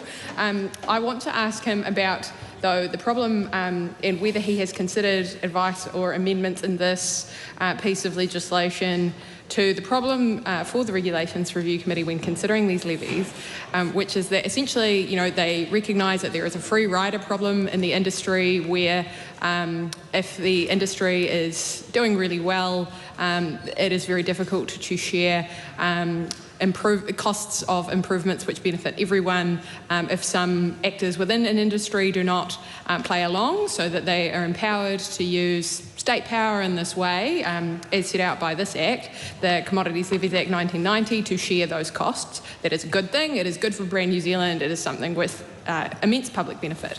But there is no point in the system other than the Regulations Review Committee where anyone who has a problem with the way that the industry has designed those levies in a way that benefits larger players within the industry to be able to raise a problem. We are the last cab off the rank. And you really have to know where the Regulations Review Committee is in its own little corner of Parliament to be able to raise those issues. People do. Often they require pretty expensive legal advice to be able to do that, to be able to use that mechanism in Parliament, to be able to raise those complaints. It is not a good system, but it is the system we have. I'm not proposing a new one, but did he consider any options to improve that mechanism? There are many amendments in this Act which are about improving the function of secondary legislation now that we have a Secondary Legislation Act and a more universal system of publishing instruments under it. This is one where there are definitely improvements to be made in terms of who is a trusted person within the industry to be able to go to raise these concerns. A number of other industry bodies have that kind of process. Whether raising complaints can be separated from the other sort of disciplinary mechanisms within these provisions which allow industry bodies to sort of, in a soft way, punish people that bring complaints. All of that is something that I, at the beginning of this section, would be helpful if the Minister would sort of consider and outline the advice he's taken on improving the situation. Mr. Chair, in as far as the extension of 6 years, a new levy order is already 6 years, an extension is 5 years, is merely lining it up so that there is certainty and not ambiguity again.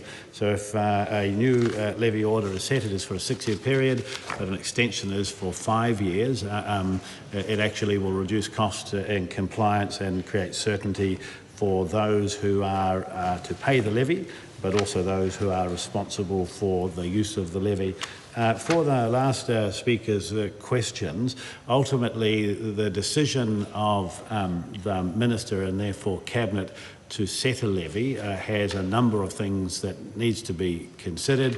At all times there has to be a vote, and largely ministers have the ability to consider the weighting of the vote and whether or not the levy is fair and reasonable in as far as all players are concerned. There will often be those who have to pay a levy that will have a view of how it might be used differently, but levy groups and bodies are directed to engage with those who pay and their stakeholders very widely. There have been occasions where governments over a set period, an extended period of time, have given feedback and have not always accepted a proposal to change a levy to increase it or for the levy paying body to go back and consult further. So I think the checks and balances are there. I would disagree. I would argue that the Regs Review Committee is not the last cab off the rank. It's a very important part of the process. An important cab on the rank. An important cab on the rank. It's like an thank you. And can I just agree wholeheartedly with the Minister and maybe not my colleague that her committee is very important and is not the last cab on the rank. A very, very important committee.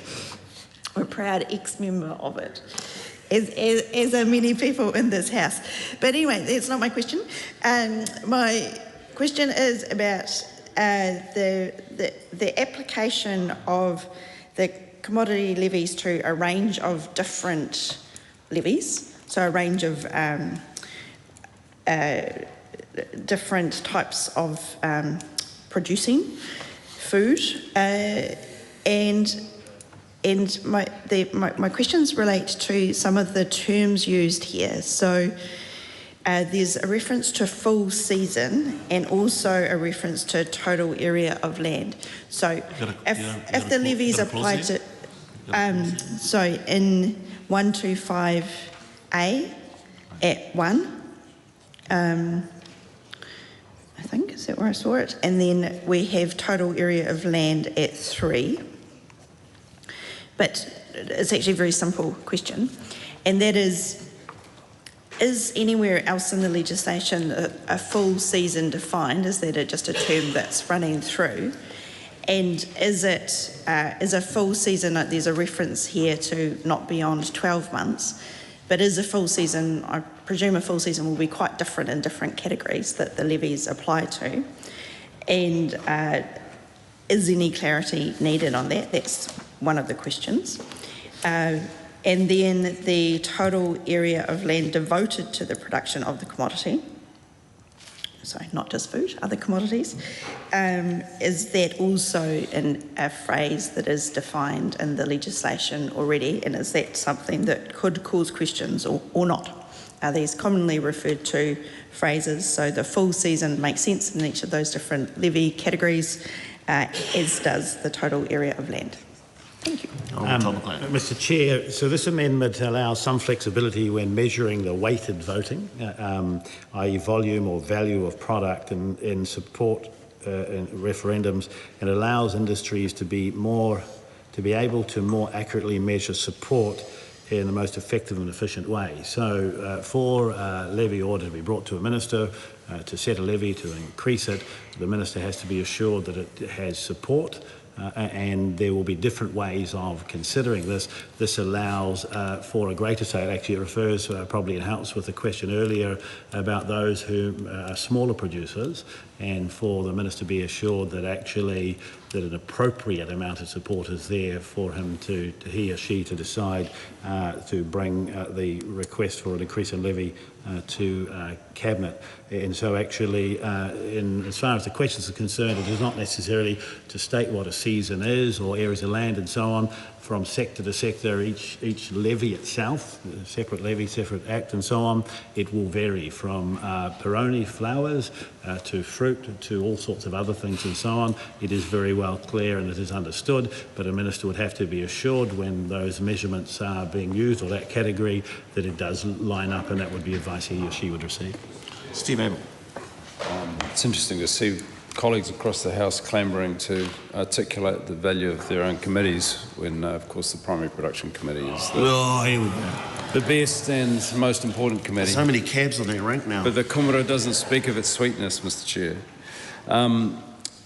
So in this section, Minister 125A, I wonder, can you give us an idea of what in the existing, or the legislation to be amended, was the problem or the absence that these amendments correct, i.e. what was the issue that needed to be solved, or is this simply an articulation of the same principles in more clear language, or is there an actual material change in the basis on which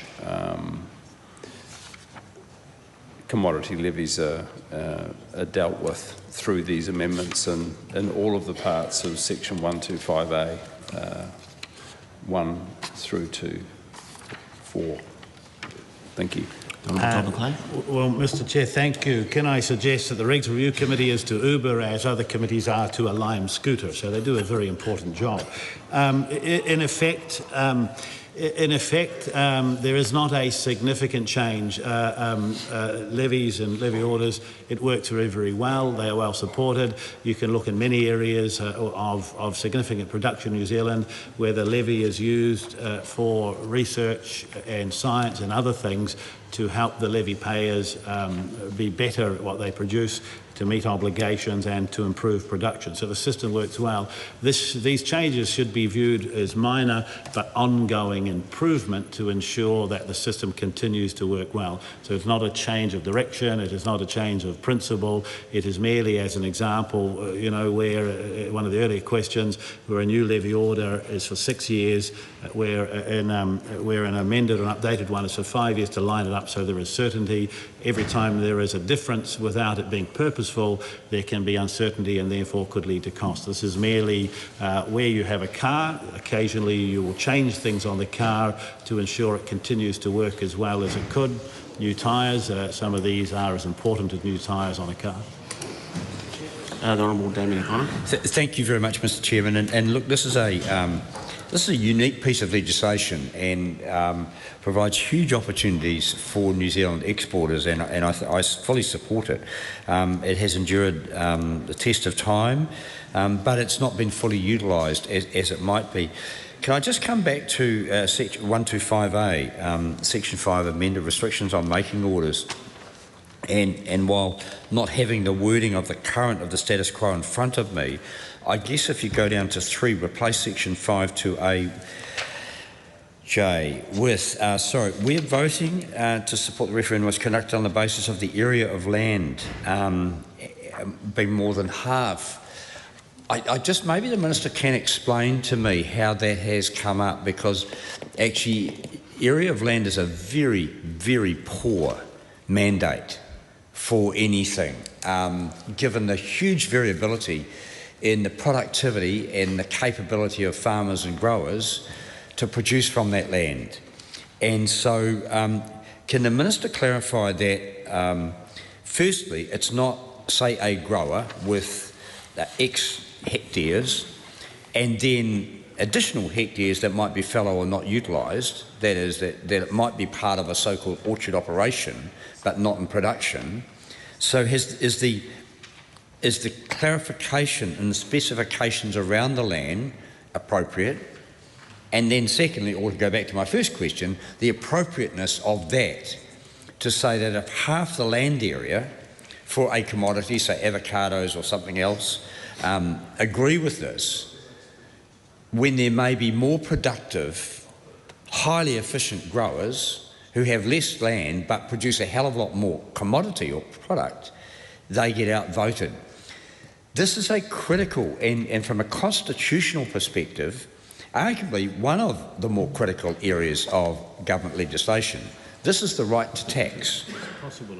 This is the right to tax, and I don't think there are many other areas of legislation where a group of people, or half of them, or half of the landowners, get the right to tax others. That is usually a privilege reserved for the Crown, and there's quite a process that we go through when we impose a tax on anyone. This is a tax, it's a levy. I'm not saying it's bad, I'm saying that the right to impose that should be highly scrutinised. So I'll come back to the first question I have for the Minister. The utilisation of the land as a proxy for that, what was the wisdom of that, and can he see the points I'm raising? Mr. Chair, thank you. Yes, I can. These are already possible. This is more clarifying to make sure that it is used uniformly and there is, again, no uncertainty. So each of the things a member has suggested is already possible now, and it is for the sector, the levy body itself, to choose the means with which they want to go out and have a referendum, and then that is presented to the government. The Minister must be assured that the referendum has been run properly, that there is a majority support, and that majority fairly represents the views of the stakeholders. There will be examples when this member was a minister previously, and he may well have agreed a number of levies, or he will have delegated that responsibility to somebody else, to an associate minister, and a number of measures or ways to decide whether a levy has support or not will have been used in referendum, and that decision would have been made. So this is merely clarifying so it actually is more certain, i.e. it has to be over a 12-month period. He does raise an important point though, but in the case, if we just take, there are 3 producers, one of them has 95% of production, and 95% of land, the other two 5%, an up and down vote, it could be that the two smaller ones have a greater say than the person that would pay the most. At the same time, which wouldn't be seen actually will also be democratic, an up and down vote, and as far as the amount that's been paid for that levy and the use of it, that wouldn't be the case. But at the same time, that somebody merely has a larger proportion of production or land is not a reason to exclude the views of those who are smaller, where there could be very many of them. This allows a levy-setting body to consider what is most appropriate, to go out, consult on this, to have a referendum, bring it to a minister, and then finally it's a minister's decision and cabinet to be assured that what is being proposed and the governments have asked to accept, and as far as a levy being set is concerned, fairly represents the views and a majority of those who are involved. The question is that Part 6 stand part. All those in favour say aye. Aye. To the contrary, no. The ayes have it. We now come to the debate on Part 7. Part 7, this is a debate on clauses 131 to 132A, amendments to Dairy Industry Restructuring Act 2001. The question is that Part 7 stand part. The question is that Part 7 stand part. All those in... Oh, sorry, apologies. You started the vote. Yeah, I'm sorry, I don't want to let this one pass by. It's the largest industry in our country. It is arguably at the most critical point of the industry or industry debate, and that is that it relates to, in my recollection, I wasn't on the select committee, the appointment of the milk price panel. And this has been arguably one of the more contested areas of dairy industry politics over recent years, and the price for raw milk is arguably at the critical point of viability for independent companies. They would say, when they would claim that Fonterra sets the price of milk. Now, we've set up an independent milk price panel, and unless I'm mistaken, these are the changes proposed in here, and they relate to the number of independents or the people present when the panel is sitting. And correct me if I'm wrong, because I've just got my notes here, but I didn't want to pass it by, and I thank you, Mr. Chairman, for being able to leave out. The claims that if there are not, as I understand, two independents present, then the panel can't make a judgment. And I guess I can stand corrected, but it is important that the industry has confidence that this milk price panel does truly act independently. Fonterra is less than 80% of the production at the moment, but it might be 78, 75%. It is a big player. Governments across the board since 2001, I think when we set up Fonterra, have all tried to encourage innovation across the dairy industry. We've got a lot more independent players now and a lot more innovative products. What they pay for milk, or the calculation of that, which is set by the milk price panel, is critical to allow people to buy milk and then turn it into higher value products. Now, without getting into the politics of ingredients or service or where that milk powder goes, the ability for innovative food producers in this country to get access to raw ingredients is important, and ensuring that they pay a fair price for it, not simply the price that can be paid by the clearly dominant player, which is Fonterra, is critical. And so the operation of the milk price panel must be seen as independent. Indeed, as Minister, I appointed and made some changes to this to hopefully give more confidence, and I think there is more confidence in the panel at the moment, making sure that we haven't, and I suspect we are slipping back from that a little bit by ensuring that, as I understand, that the panel can meet without the presence of two independents, and the Minister will clarify this for me. And I'm just wanting to get an assurance from him that he understands the need to have this panel independent and understands the need for the perception of its independence to be upheld as well, because if that does slip, we're going to end another merry-go-round of dairy industry debate. Mr Chair, thank you. This is an important point, although it is a practical change that is being made as opposed to one that alters the function or importance or gravity of the milk panel. I won't go over the importance of the job of the milk panel in setting the price, but it is important there. So what it is saying is currently the Minister appoints two people are appointed, nominated by the Minister, the co-op, the chair, and then either 2, 3 or 4 more members of a panel.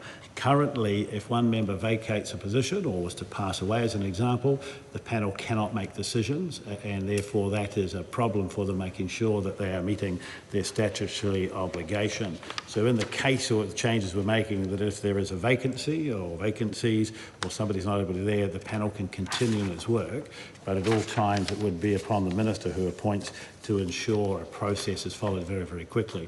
For my part, and I'm sure future ministers, the Minister's nominations are they're independent. We would always ensure they were there.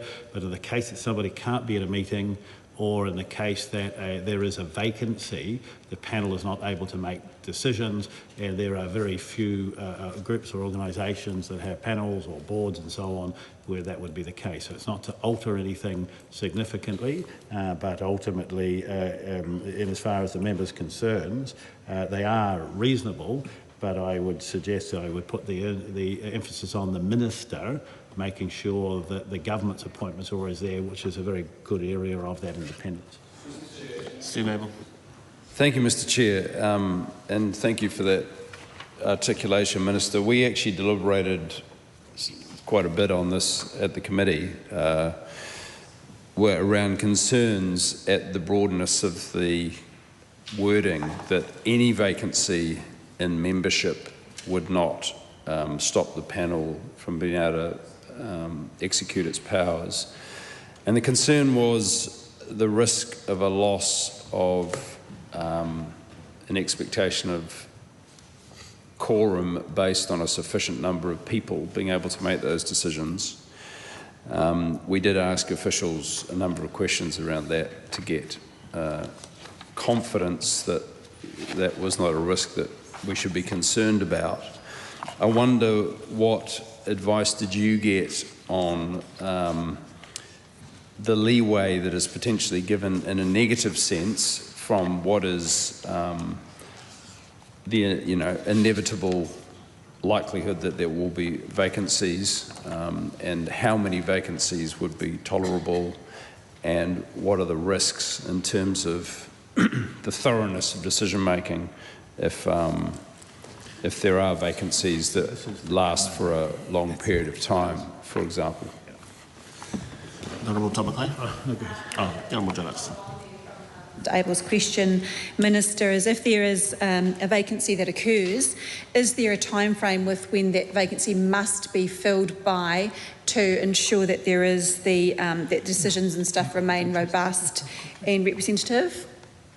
Thank you so much. And as far as the last question, no, there's not, but it's in everybody's interest for somebody to be appointed quickly. And as far as the Minister's appointees, the Ministry seeks advice, gives it to the Minister, and it can go through fairly quickly. I don't see a situation where actually a full component on the panel is not in everybody's best interest, nor would stakeholders not want to have people there.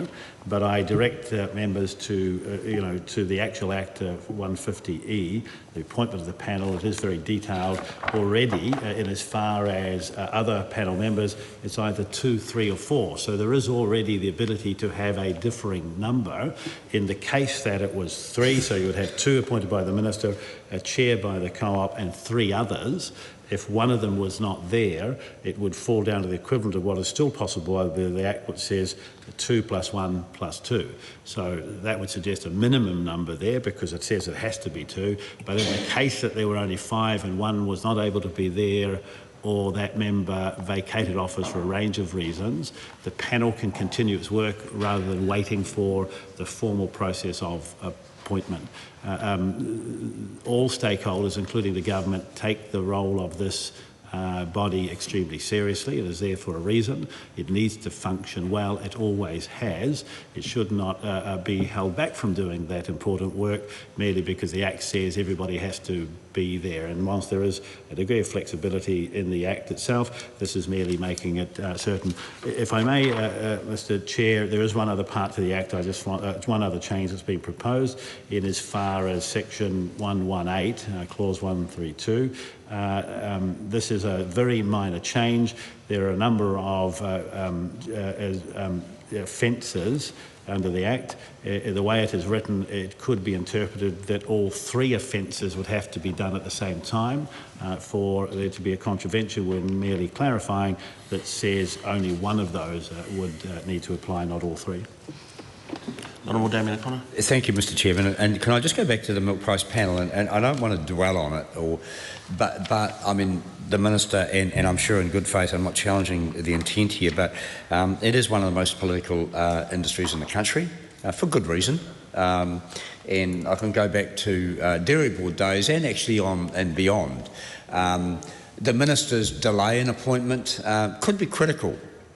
And I'm not saying that might be done intentionally, but it could be because there's a lot of lobbying that goes on. These decisions are absolutely critical, and they do affect the viability and the opportunities through the dairy sector. So I guess the question for the Minister is, does he think perhaps there should be a limit? Because I know there's been procrastination and blocking because Fonterra don't want someone on there, so they'll just block until the Minister comes up with someone different. Those are the kinds of things that have happened. They could happen in the future.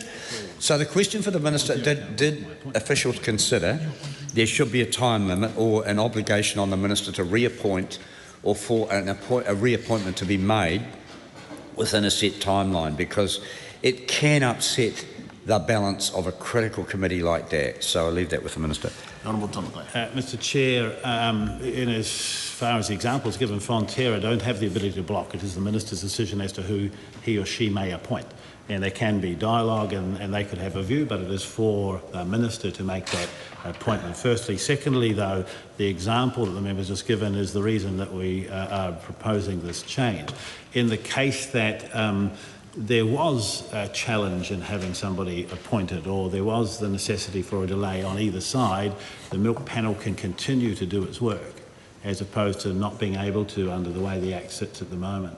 So ultimately, the two situations are the reason that this is necessary.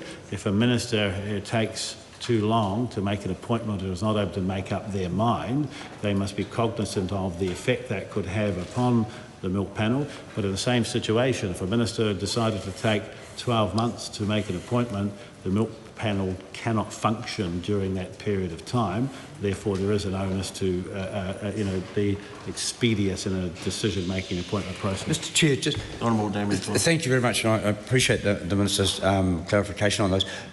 Can I ask a question of the Minister, just for clarification? That is that the nominees to the milk price panel are made on the recommendation of Fonterra.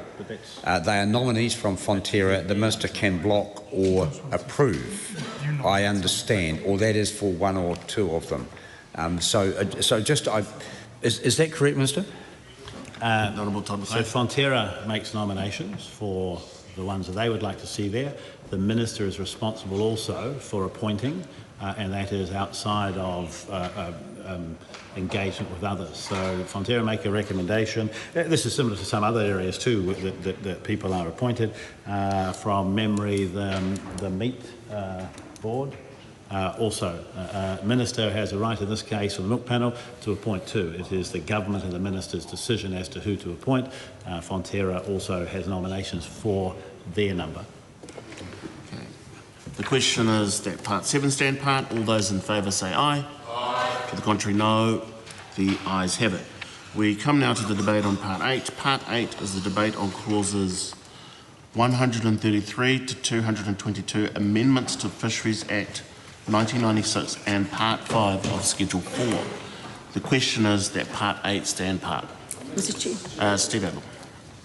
Thank you, Mr Chair. I'll start with a simple one. It'll get more complex, but page 58 clause 134, section 2, amending the Latin names of a number of the species there. I wonder, the dredge oyster Teostrea chilensis to Ostrea chilensis, it goes on, that happens in terms of the Nelson Marlborough. Then in clause 4, rock lobster, changing the name there, and whitebait, changing the name there. Oh no, that's a spell correct, I think, on that one, isn't it? Can you just clarify what's going on there with those Latin names, Minister? Sam, taking the call. Rachel Brooking. Also interested in that is the Act 6. On the Latin names, the difference appears to be the addition of an N in both the names for the whitebait there. If the Minister can confirm that that is in fact the change, just an extra N to make things penas with 2 N's rather than pena with 1 N. Also interested in at clause 139, section 14 is amended, so alternative total allowable catch for stock specified in Schedule 3, and it says here that the Minister may exercise the power under subsection 1 without considering whether the purpose of this Act would be achieved. And of course the purpose of the Act is very important in terms of a sustainable fisheries. So I'm wondering if the Minister can explain why this change is made. That's one question. And then also another sort of big question, and it's talked about in the Select Committee report, is the disposal methods for commercial fishers. So in our government, there were some changes. So commercial fishers may not sell or otherwise dispose of landed fish or other aquatic life except to a licensed fish receiver, and limited wharf sales, or by an approved alternative method in accordance with regulations under 297 of the Act. That's reading from the Select Committee report. However, the Minister has a... Which clause? Sorry, I've just taken on the chair. Which clause? Yes, well, I'm... 139? So I was just talking about 139, but now I have moved on to what is the change to 297, which is over some pages on page 68 of the bill I'm looking at clause 177. Okay. So clause 177 amends 297, and this is the change to the regulations that the Minister can make about disposal methods. So they have been very tight, the disposal methods, and now this looks like quite a loosening of what can be a disposal method and the regulations that the Minister can make. And so one of those is the specifying alternative methods of disposal that may be used by fishers.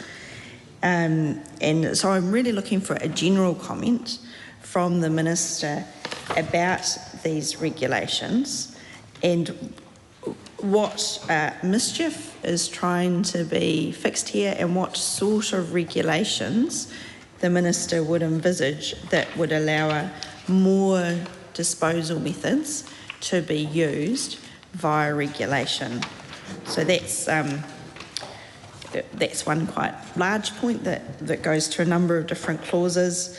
And then my other question was why the references to the purpose of the Fisheries Act has been taken out when some of the quota decisions are being made. And my first point was the double N point, Madam Speaker, which is the least important of my 3 questions. Honourable Minister. But thank you so much. I'm going to start with that one. I think it's very important for a number of reasons. The name changes largely reflect updates that have been made to the scientific names of several species over time, just to ensure that it is clear. And of course we know when courts need to go and enforce, we prefer them not to have to interpret Parliament's desire or intention. In this way, it's just merely enough data is concerned. Secondly, in as far as section 139, this is just a cross-cutting amendment and in effect allows the Minister on a case-by-case basis to ensure that the Act is being met in the best possible way. There is no intention other than to ensure that actually that can be met well, and firstly, and then secondly, that in working with the sector, they are able to meet their obligations. The question is that the Minister's amendments to... I'm sorry, but no one took a call. The question is that the Minister's amendments to Part 8 set out on AP numbers 580 and 500 be agreed to. All those in favour say aye. Aye. To the contrary, no. The ayes have it. Party vote called for, please, Clark.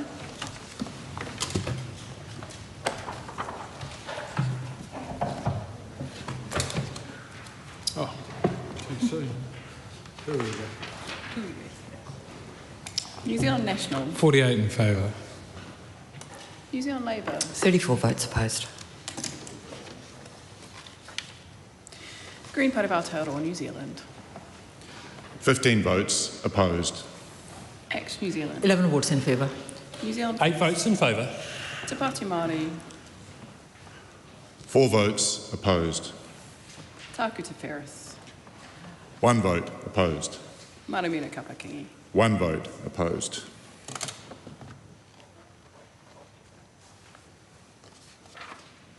The ayes are 67, the noes are 55. The question is agreed.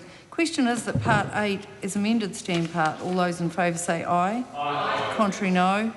The ayes have it. Just before we move on to Part 9, I just do want to make a comment in that right across the House, members are getting up, and this is not a referral to any member currently, are getting a bit slow at calling for calls, and if we don't hear a call, we move on to the next section. So that's just a wake-up call for everyone in the House.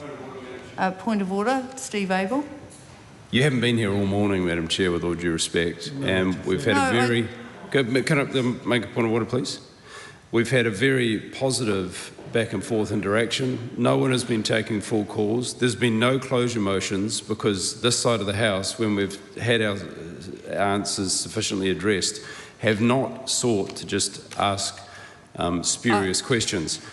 You shut down that debate very quickly, Madam Chair. You changed the tenor of the character of the debate that's been going on all morning on a substantial section of the legislation to do with the fisheries bill. I'm going to respond to that, Mr Abel, in that if I don't hear a call, I take a vote, right? I've got no intention of changing any tenor of how the debate was going, but genuinely, I heard no call, and that is my role, is to take a vote.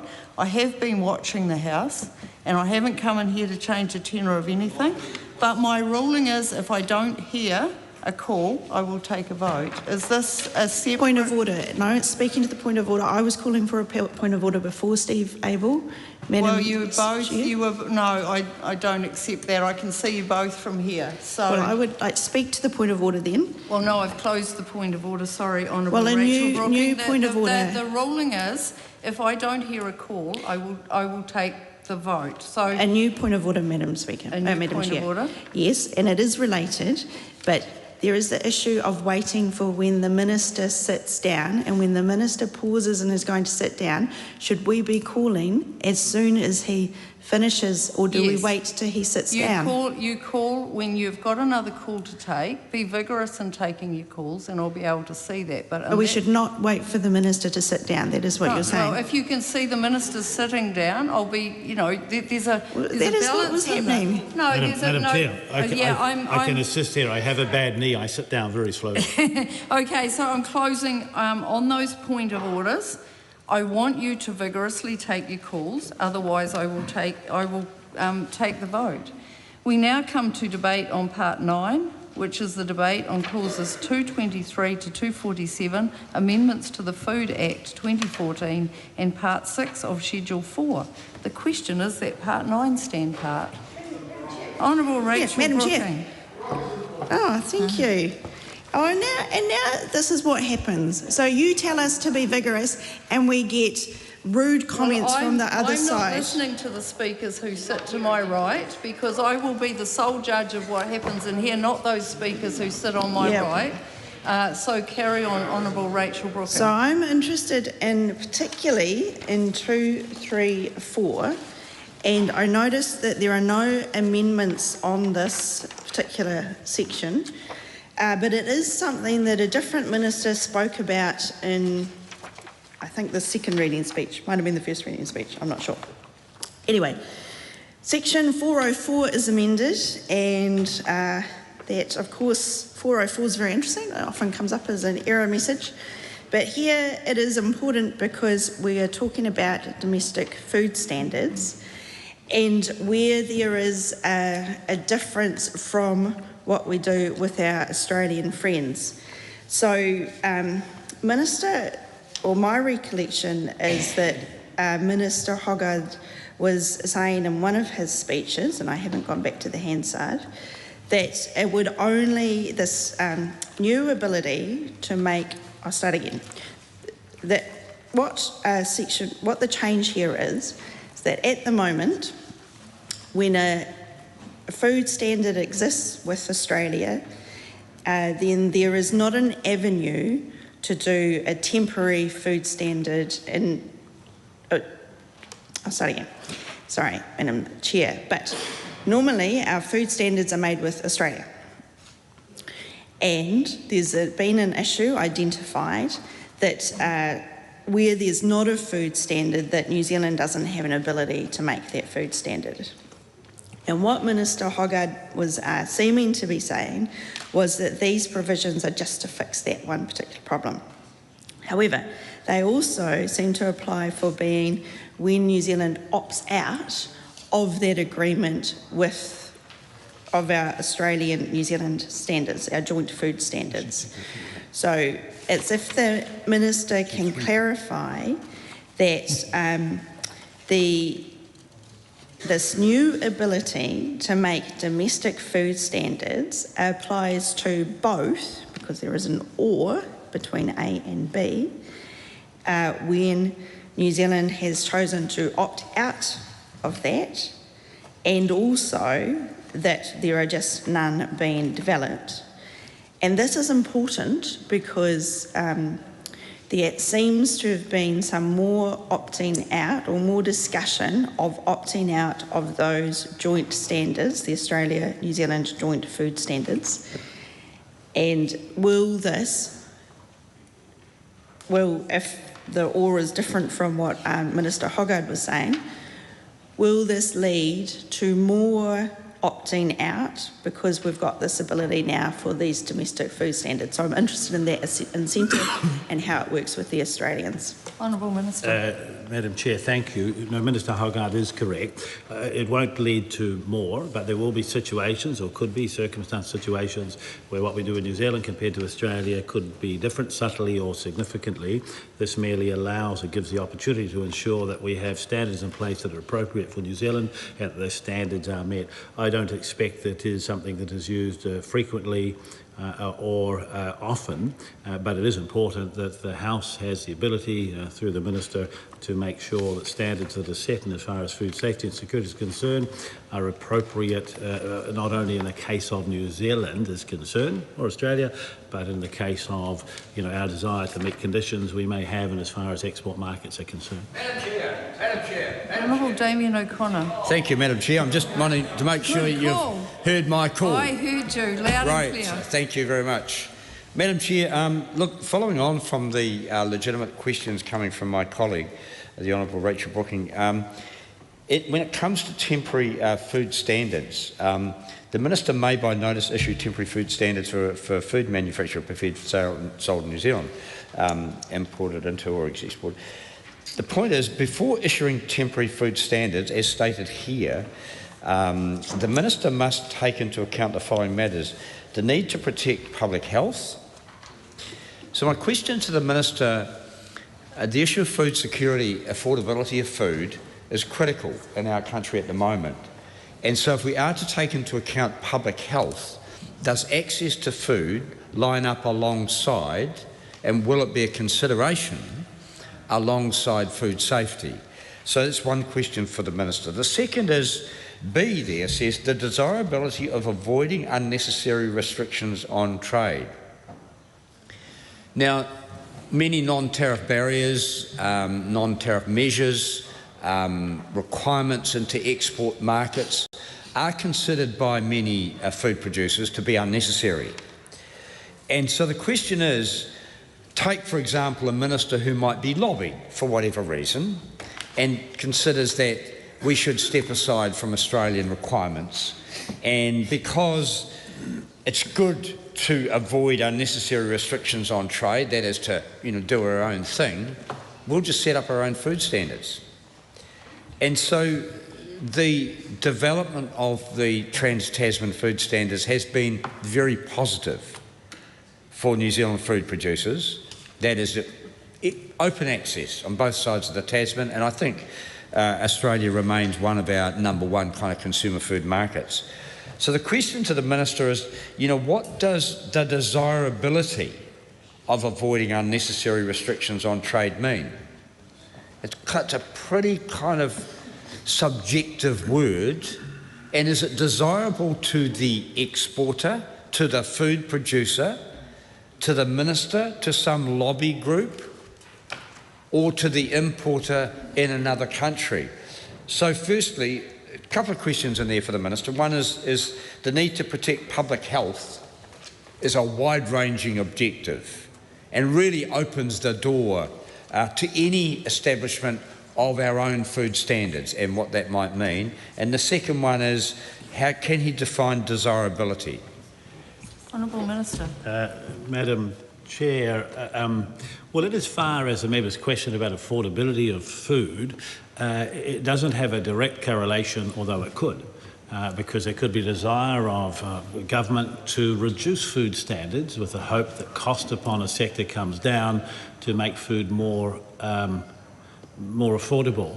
And of course that would not be in the best interest of New Zealander consumers, and of course it wouldn't be possible in as far as meeting requirements of export nature. So I know that's not the intention of his question, but just to give an example as to why this part of an act is not about affordability. There are many other parts of things that governments must do in that respect. In as far as his point around the joint food standards that we have with Australia, they are very important. New Zealanders relied upon them. They work very, very well, but there may well be and can be situations or cases where New Zealand may want the ability on a temporary basis or otherwise to derogate from what could be or had been or might be agreed with Australia. An example of this could be where you have a sector, an item of food that Australia consumes themselves and does not export, but New Zealand predominantly does export and doesn't consume, and we export to other markets, not Australia. In that case, the standard that might be set with Australia could have a greater bearing or interest upon consumption in Australia, which could restrict New Zealand exporters from other markets or place greater cost or prohibition upon them. And this merely allows the government to consider situations like that and what is best for New Zealand. It's not about lowering a standard. It's not about altering or changing or sending a signal that the joint food standards that we have with Australia and the CER are not important. They're extremely important, but it is also giving the government the ability to consider what is best for New Zealand, and as far as, in this case of your question, the member's question, export markets outside of Australia. Steve Abel.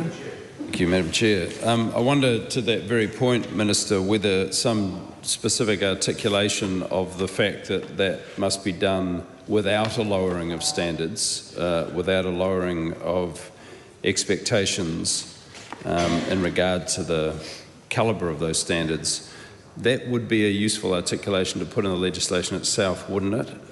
By way of clarifying that there is no means to avoiding the higher bar.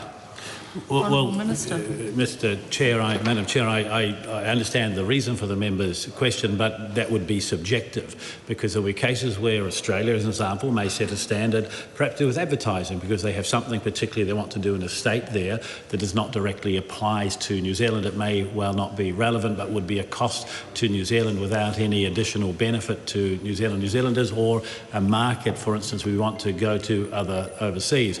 Now, an argument or a discussion could be had debated about, lowering of a standard, but in some cases it'll be a standard that shouldn't or can't apply to New Zealand, but there is no intention to lower food standards. In fact, New Zealand has a greater reputation for the production of high-quality, safe food than Australia does, I would argue, every single day. And I think we see that best when our exporters compete with Australia in markets overseas for food. We often do better and our products are chosen first. The government, as industry, takes food safety extremely seriously, but it is really saying that actually, whilst there are significant benefits to the joint food standards we have, there may well be times where we have to differ in the interest of New Zealand, not to lower standards, but so that we are not restricted or additional cost or regulation put upon New Zealand for overseas market that has no benefit to us. And it comes back to largely that in many areas that we might want to trade, Australia as a larger country consumes more than they might export, whereas New Zealand exports more than they might consume. Putting aside Australia, it's about other markets. Of course, if somebody does want to sell into Australia, it is to their condition, just as every country of the world, and selling New Zealand should meet the conditions set by New Zealand, the New Zealand government. In many cases, that would be with, it would be a joint system or standard with Australia, but there may well be times when an exceptional change to that is in the best interest of New Zealand, but not in lowering standards. Madam Chair. Honourable Rachel Brooklyn. Thank you, Madam Chair. The Minister responded to my question about clause 234 that amends section 404 by reference to Minister Hogarth and saying he's right, but that seems to go against the words of the bill here. So I just want to take the Minister through it more carefully. So one of these domestic food standards can be issued under either A or B. There is an or between A and B and an if before either of those, before them. So A is the opting out provision and B is the standards have not been developed. And I've got no issue with B. The question's not about B. It is about this A and the opting out, because was the Minister in his answer to me saying, well, Minister Hogarth is right in that the intention is not to go opting out of lots of shared standards, but we have the ability to. Is that simply the answer? Because it is not right to say that the standards won't apply to things that we choose that apply currently to Australia and New Zealand, but that we can opt out of. So if he could just clarify that in fact it does include totally opting out, as well as the where there is an absence of a standard. Honourable Minister. Madam Chair, I'm informed by my officials that A is not changing. A remains the same, and therefore it is written here, but it's not a change. Scott Willis. Thank you, Madam Chair. My question's around clause 235 in relation 404B. The Minister must not delegate power to issue domestic or temporary food standards. And my question really is thinking about our food future and wondering, we could imagine a future where we have more local production. We might have home kill, for example. We might have direct sale of home kill. We might have direct sale of artisanal cheeses that apply to have a different standard. And as we've seen in other jurisdictions where there's greater direct sale, we've also seen occasionally problems that can pop up. So I'm a big passionate eater of raw cheese, for example, and in France, direct sale of raw cheese is under a different standard than the EU standard. But what does happen occasionally is that somebody contracts listeria and dies, and that's the risk you take when you eat good cheese. But my question really is to the Minister. Good cheese is worth a lot, but my question to the Minister is, really, if we are faced with an emergency situation, wouldn't it make more sense if there is the ability to delegate, if there is the ability to move a bit faster, rather than the Minister not being able to delegate to any other person under Section 404 or 404A to issue domestic or temporary food standards, we might find ourselves in a more of an emergency situation. This is a scenario in a future where we are thinking about food security and greater diversification of food supply. Honourable Minister. Madam Chair, I just want to clarify, because I know that the member was trying to make a point by way of observation, but I want to be very clear to anybody listening in. The likelihood of dying from cheese is so minimal unless a big block falls on you. It is safe to eat. Please keep eating it. Even French cheese, which I can almost smell from here. So the point here is... the point here is that I take the member's point, but it's not about speed. It is under the only the minister is empowered under the Food Act Annex E to make these decisions. So what it is saying is where there needs to be a temporary measure or restriction put in place, only the minister can do that. He can't delegate that responsibility to somebody else, as, for instance, as an official. But in the case there was concern about human health, then the minister would act quickly and appropriately, or he or she would be judged for that. Honourable Damien O'Connor. Thank you, Madam Chair. I'm glad you didn't miss that, Madam Chair. Madam Chair, can I just go to a point which has just kind of occurred to me in reading this? And I refer to, once again, the wisdom of my colleague, the Honourable Rachel Brooking, and asking questions of Section 404. And in 1A there, where New Zealand has chosen under an annex of the agreement to opt out of the standards. I then go over the page here to the issue of temporary food standards. And the temporary food standards are issued on the assumption, because if you go down to 404A6, a temporary food standard issue under subsection 1, as with all the requirements I talked about later, expires on the date to which an applicable standard is developed under the Australia-New Zealand Joint Food Standards. The point is that there's an assumption that the temporary food standard is only there until a joint food standard is developed. And quite frankly, if you read through this, go down to 7, the Minister may extend the period for which a temporary food standard is enforced by a specified period by not more than 2 years, because an applicable standard has not been developed. The assumption is that it will be developed, and it's only temporary because it's not there, but you come back to the 404 and you say that New Zealand can opt out. So if we opt out, what do we develop? If it's not a joint food standard, then it's a temporary one, but a temporary one on the basis that one is being developed, but you go back to the point where we've opted out. So what are we then left with? The Minister can maybe explain that I think that the government's trying to have its cake and eat it too. That is, provide an option for opt-out, but not explain what will be in its place, because a temporary standard is only allowed under this provision, under the provisions here, on the basis that one is being developed. So maybe the Minister can explain that. Honourable Minister.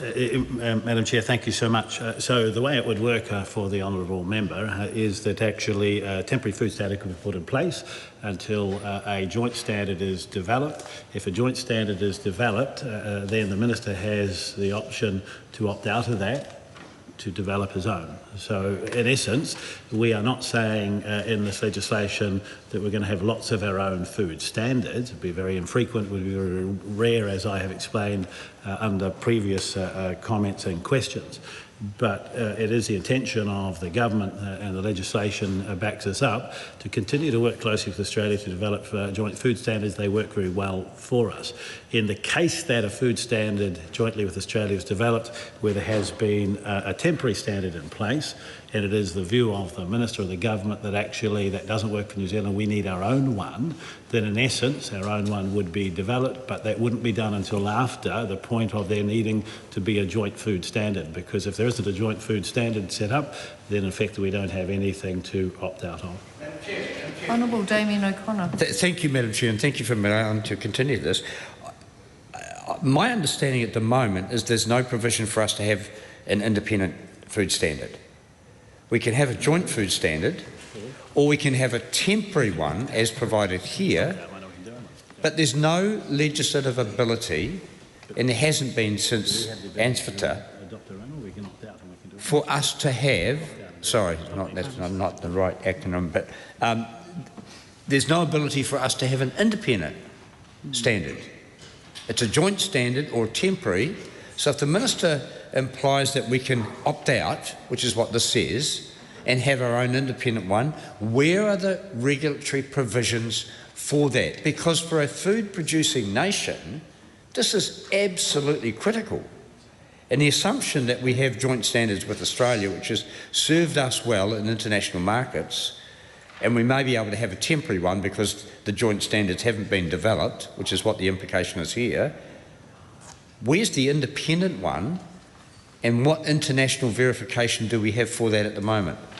Well, Mr. Speaker, Madam Chair, I mean, the member is not incorrect. The joint standards are important. We've developed them very, very well. They have served us well, but there have been occasions where actually they don't meet the requirements of New Zealand. We have the ability to opt out of a joint standard. And in that place, New Zealand also has the ability to put in place our own standard. It would have to be to the standard set that people overseas would require us to have, but ultimately it's a standard for New Zealand. And at all times, as with what is done jointly with Australia, it is an eye to our exports. The whole point of including 234 change is to provide for an extra mechanism to do this should we require it, not to replace anything or create something we're not able to do, but to ensure that it's certain. But I state again, a joint standard is developed. The Act with Australia, the agreement, the treaty with Australia does allow either side to opt out of a standard should they choose. Madam Chair. Honourable Damien O'Connor. Look, thank you very much. So can I just, for clarification then, because I think food producers out there will be scratching their heads a little bit, because it is a complex world. There are a lot more ingredients, a lot more components to food. And say you take something, even in the, I guess, the positive area, if you like, around branding and regenerative, around standards or what you might call that, true to label, nonetheless being the objective, then is it likely that New Zealand is going to, or does the Minister think that we're going to have the development of more independent food standards? And if so, what are the pressures for that? Because a cynic might say that a couple of people have lobbied the Minister of Food Security, Food Safety, and decided that we opt out of the infant formula requirements.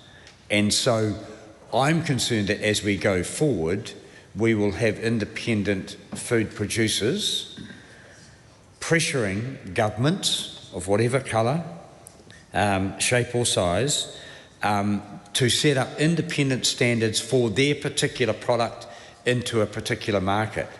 And in moving away from that trans-Tasman structure, framework and security, we're opening ourselves up to a huge amount of confusion for a country that is so dependent upon food exports for its livelihood.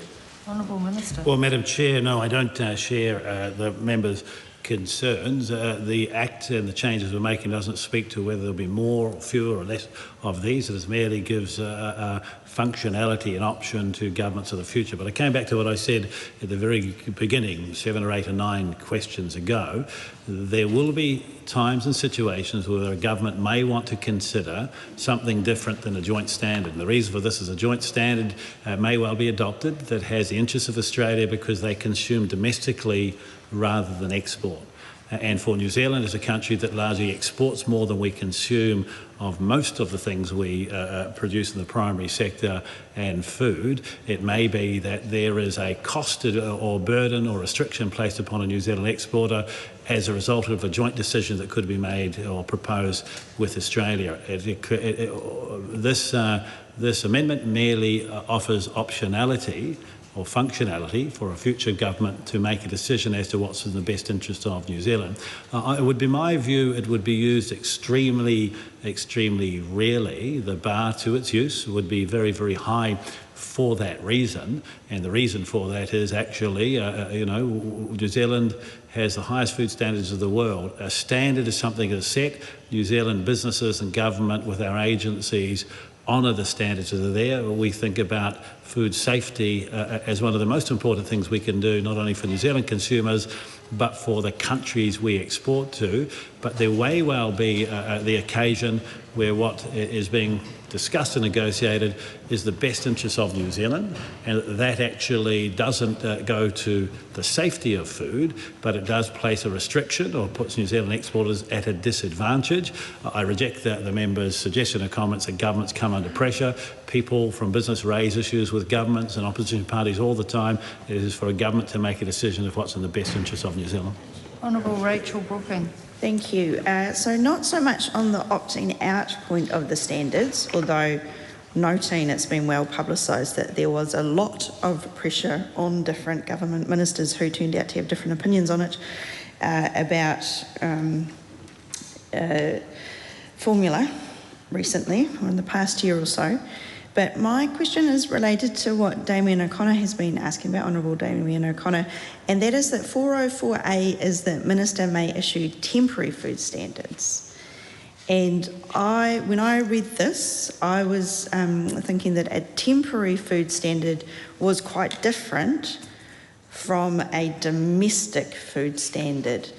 And so if the Minister can comment on that, is it domestic food standard for either the opting out situation or there's nothing that we've got with the Australians, so it's an absence, and is that, how do they link up then with, when you turn over the page, a temporary food standard? Because I was under the impression from reading the Select Committee report that the temporary food standard was it says here, in the bill at 404A, it says in circumstances permitted by an annex to the Australia-New Zealand Joint Food Standards Agreement, and was under the impression that a temporary food standard had some element of urgency to it.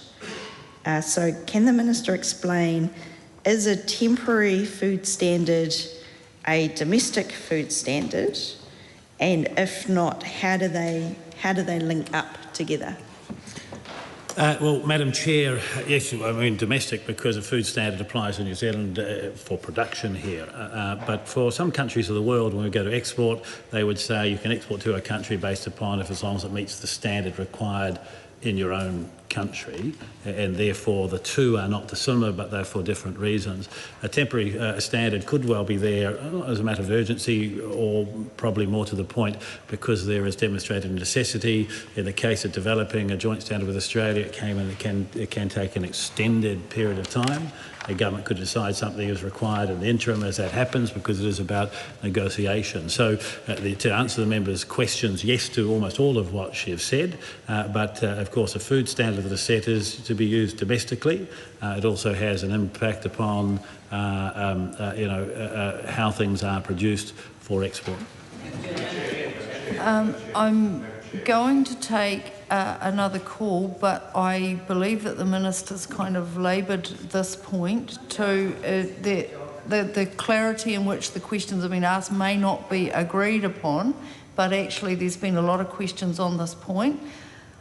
I'm going to give Honourable Damien O'Connor one last chance. Is there something to clarify on? Madam Chair, thank you. I appreciate these are really critical issues, and I know you'll appreciate that. I get that, and we're honing in, but the Minister's been very forthcoming in answering those questions. I appreciate, yes. Yeah.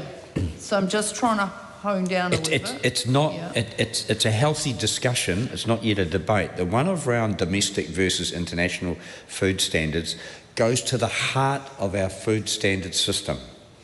One of the big issues blocking domestic producers of food, be it at home kill in meat or dairy in particular, is the paranoia by officials and by big exporters that locally produced food, safe food, will not meet the requirements of export standards, because usually, for good reason, they are a lot higher. There are MRLs, maximum residue levels, for food sold in New Zealand that are lower than that for export markets.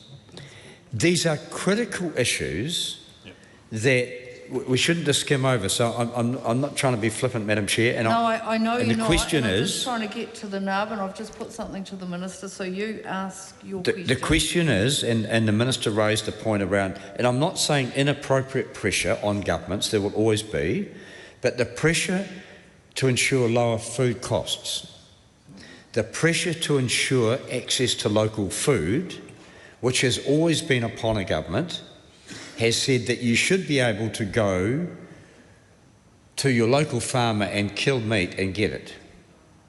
That could be a temporary food standard for local domestic supply. There would be uproar from the export sector who say that food, that meat could get into the supply chain. So the question to the Minister off the back, and I'll leave my colleague to pursue this further, but it is around the one of domestic and international or trade standards, and does a temporary food standard meet either or both, or what is it for? Right, thank you. Well, Madam Chair, thank you very much. Ultimately, this standard, the proposal is not to weaken, in fact it is to enhance and provide optionality. But to answer the members, a number of members' questions, a temporary standard or a new standard could be about domestic, or it could be merely about export. But to take the last member, Damien O'Connor, the Honourable Damien O'Connor's point there, that actually, in as far as home kill is concerned, would not alter requirements around the supply chain for manufacturing or export requirement for a recipient country. So it doesn't alter those obligations there. It is merely saying there will be situations where one might envisage a difference to what is Australia. I can turn it around the other way, that Australia actually is creating a joint standard that is merely for Australia domestic production, not their export, and therefore that could have an impact upon our desire to export. Under the treaty, we already have the ability to exempt ourselves, to remove ourselves from a standard and to set our own. This is merely creating some clarity. But the concern that he is right to raise around would it have an impact upon food production and export in New Zealand? Absolutely not is the answer to that. Just want to check with Honourable Rachel Brooking, does that clarify your question around whether it can be done, or the answer is that it could be done domestically, or... No. Or is this a new question? This is related, but Okay. it's not, it's simply, I'm just asking about the mechanics of the legislation here. So, there are domestic food standards at 404, and then there are temporary food standards. So, are temporary food standards a subset of domestic food standards, or are they a different thing? So, at 404B, the title is Minister must not delegate power to issue domestic or temporary food standards. So I'm asking about that link between the domestic food standards in 404 and the temporary food standards in 404 large A, capital A. How do they link? Is one a subset of the other, or are they quite distinct entities? Madam Chair, a temporary food standard will end up being a joint or New Zealand one only, if that clarifies for the member. So a temporary one is in place of something else not there. A temporary one either becomes a joint standard with Australia, or in the case that New Zealand would opt out, it would become our own standard. Honourable Scott Willis, thank you for your patience. Thank you, Madam Chair. And I have been patient, so I appreciate your recognition of that. Madam Chair, for the Minister, the clause 247 is section 443A amended. Certain secondary legislation published instruments may be consolidated. What it says here is that in section 443A... Sorry, what number? The Minister's just asking which number? 247. Page 89, clause 247. 247. What we've got here in section 443A1A, replace by satisfying with, and that is subject to. And my question, it's not a flippant question, it is an important question because words, you know, when we're thinking New Zealand, Aotearoa becoming a nation with a growing appreciation of food as more than simply fuel, but instead as a way to communicate, to love, to share things together.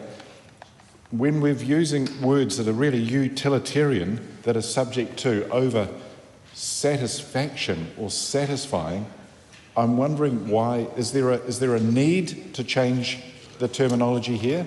Because personally, I quite like legislation to be a little bit more human in the way it relates and can tell us what its intention is. So just for the Minister, just a really simple clarification, but I'd appreciate that. Yeah. Thank you. Minister. So I'm informed section 78A allows amendments to delegated instruments to be consolidated into a new instrument. The clause clarifies that the consolidated powers under that section apply to secondary legislation that is subject to the same publishing requirements. So at high level you must publish it this way. It doesn't weaken the requirement to publish. It ensures that it follows through and there is not a difference. The question is that part 9 stand part. All those in favour say aye. Aye. To the contrary, no. The ayes have it. Party vote is called, please, Clerk. New Zealand National. 48 in favour. New Zealand Labour. 34 votes opposed. Green Party of Aotearoa, New Zealand. 15 votes opposed. Act New Zealand. 11 votes in favour. New Zealand 8 votes in favour. Te Pāti Māori. 4 votes opposed. Taku Te Ferris. 1 vote opposed. Manamina Kapakingi. 1 vote opposed.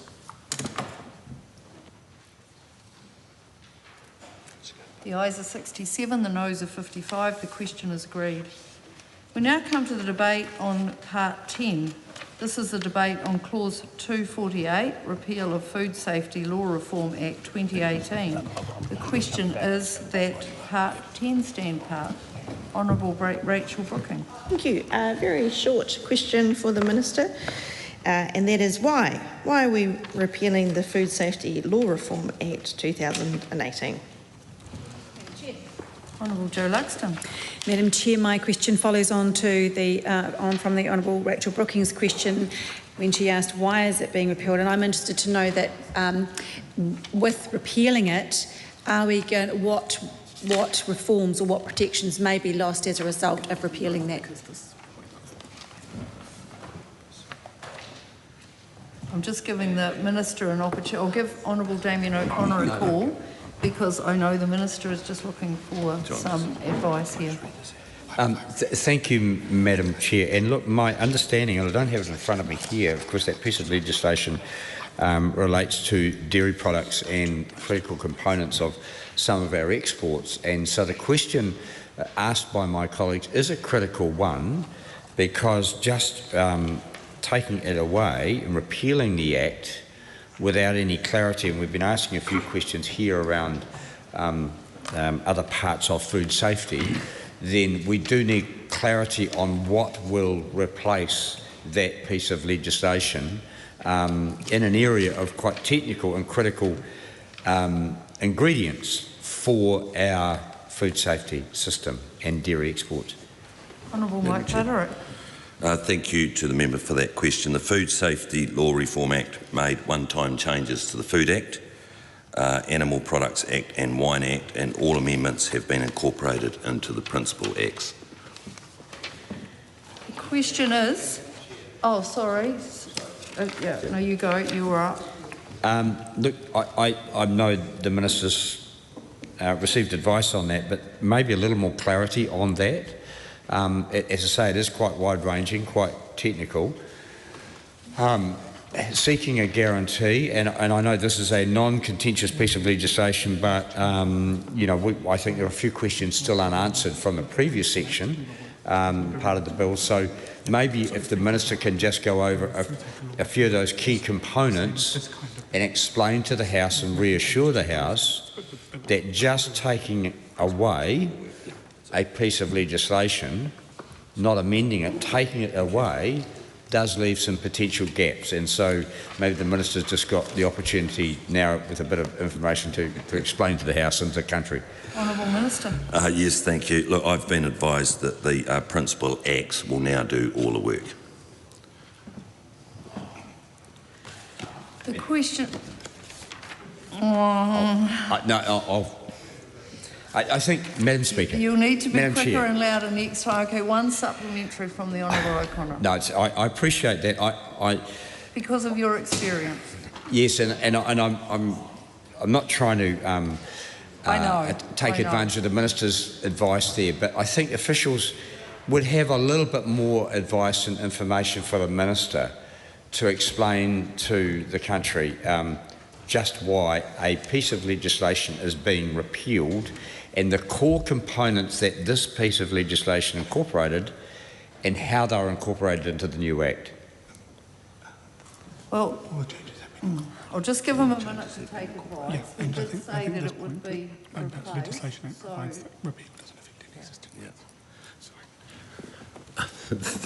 Thank you, Madam Chair.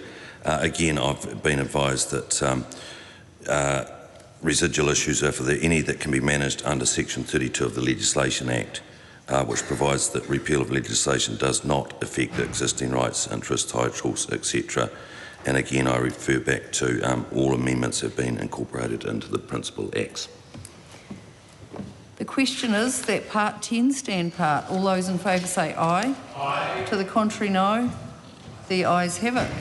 We now come to the debate on Part 11, which is the debate on clauses 249 to 258, amendments to Forests Act 1949 and Part 7 of Schedule 4. The question is that Part 11 stand part. Honourable Joe Luxon. Madam Chair, thank you very much, Madam Chair. I just want to ask the Minister a question with regard to 2A being struck out, or the the 2A being struck out. Consultation need not be undertaken on rules made under regulations if the test in section 72 AAB is met. Now that has been removed, but I would like to know, when I flick over to 72 AAB, and it does say that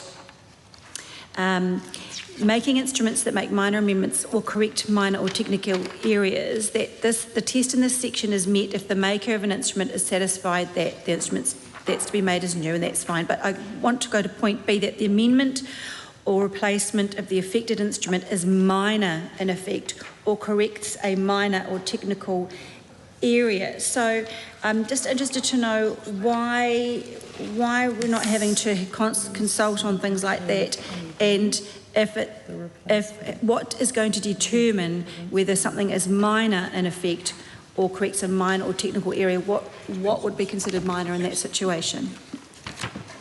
Honourable Minister. Thank you, Madam Chair. What counts as minor will depend on the circumstances, and it will be determined on a case-by-case basis. Honourable Joe Luxon.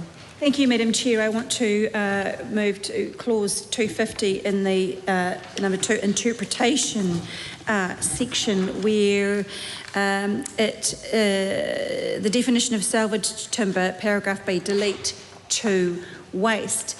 Now, Madam Chair, I'm just wanting to know, ask the Minister why that was deemed to be necessary. I see that the rationale says some timber was felled for milling but was lost and is going to waste at the bottom of waterways, and this amendment clarifies that this timber, if felled before 3rd of July 1989, can be milled. Why was this needed? What was the issue here in order for this to be changed, the definition to be changed and deleted?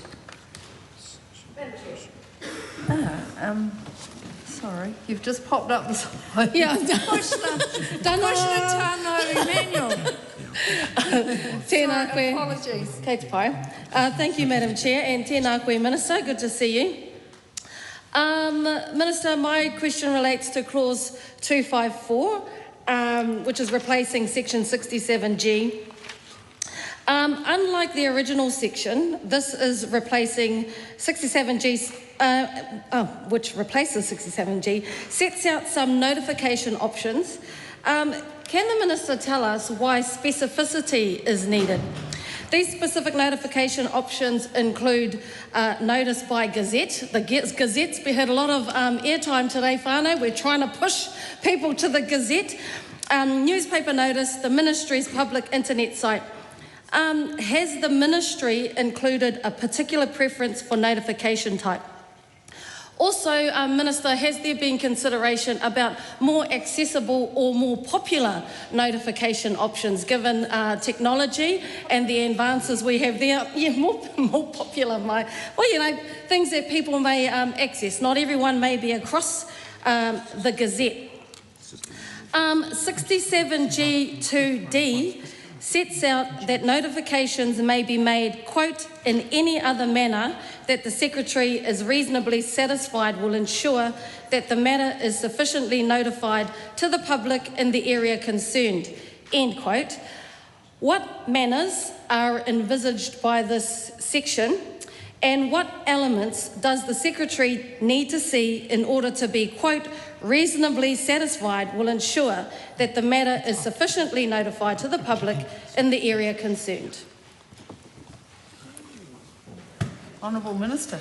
Thank you, Madam Chair. In regards to the first question around clause 250, it is in effect just providing some clarification. To the second question, it is about providing more flexibility. And we trust our officials to use their better judgment. And in terms of, and the second question that you asked? What elements does the Secretary, Minister, what elements does the Secretary need to see in order to be, quote, reasonably satisfied will ensure that the matter is sufficiently notified to the public in the area concerned? Again, very similar to the previous answer, we trust our officials to use their discretion. Honourable Joe Luxon. Thank you very much, Madam Chair. My question is with regard to clause 256 around the new consolidation powers. So why are we allowing instruments to be consolidated and partially remade without the standard requirements, without them having to come back to the House and have that scrutiny? Madam Chair. Williams. And to expand on that, Madam Chair, while the Minister considers some advice on that point, this is important because the House has previously empowered officials to act in a certain way under this part.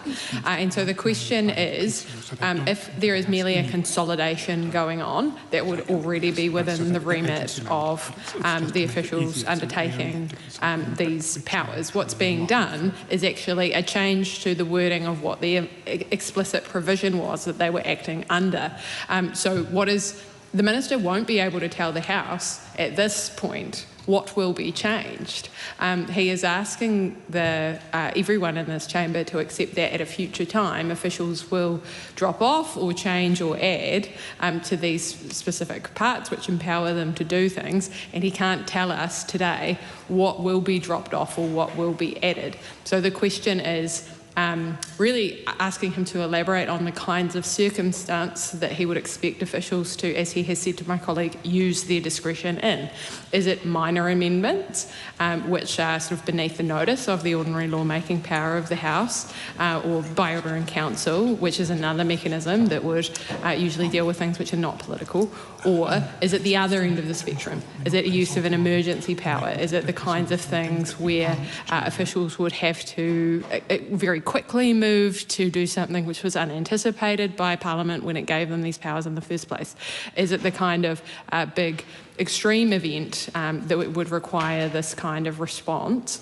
The question is, give us some parameters, because we're not asking you to give it a full account of what officials are being tasked with here in future.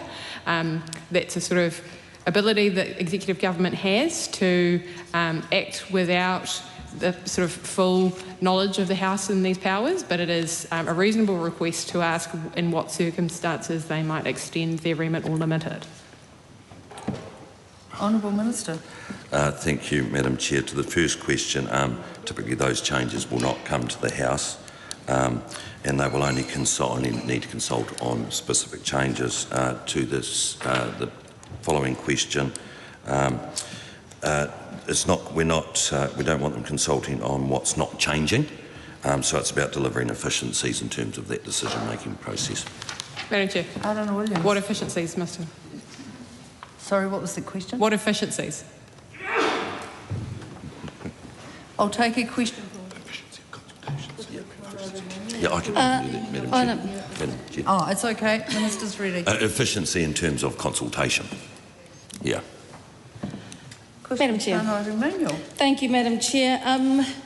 Looking at new section 154A, where regulations may require public listing, 154A1A notes that regulations may require any person, premises or thing to be listed for the following purposes, enabling members of the public to know: 1, who is authorised to carry out particular activities under this Act and under secondary legislation. Clarify the clause. We are in new section 154A, 1A. On page? Sorry, Madam Chair, these are my notes. 256154. Oh, that is for the on page 93. That's for the next part. Oh, okay. So Okay, I've got one for this. Yeah. Yes. Okay, Madam Chair, looking at clause 256, inserting new section 72AA. This relates largely to maker of secondary legislation and their publishing requirements for that secondary legislation. Maker here is defined in new section 72AA, 7AA, as in relation to an instrument means the person empowered to make it. Can the Minister clarify this definition, whether a minister, public sector agency or some other person is meant by this?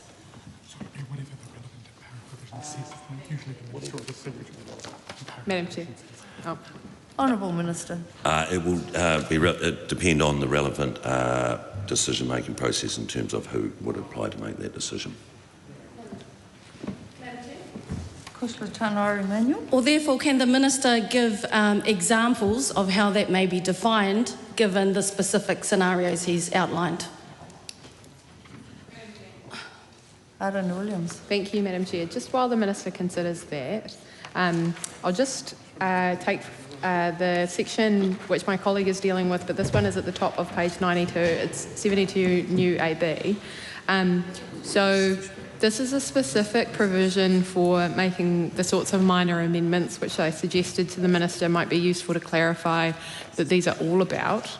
So I want to ask him whether the making of minor technical amendments that's fine.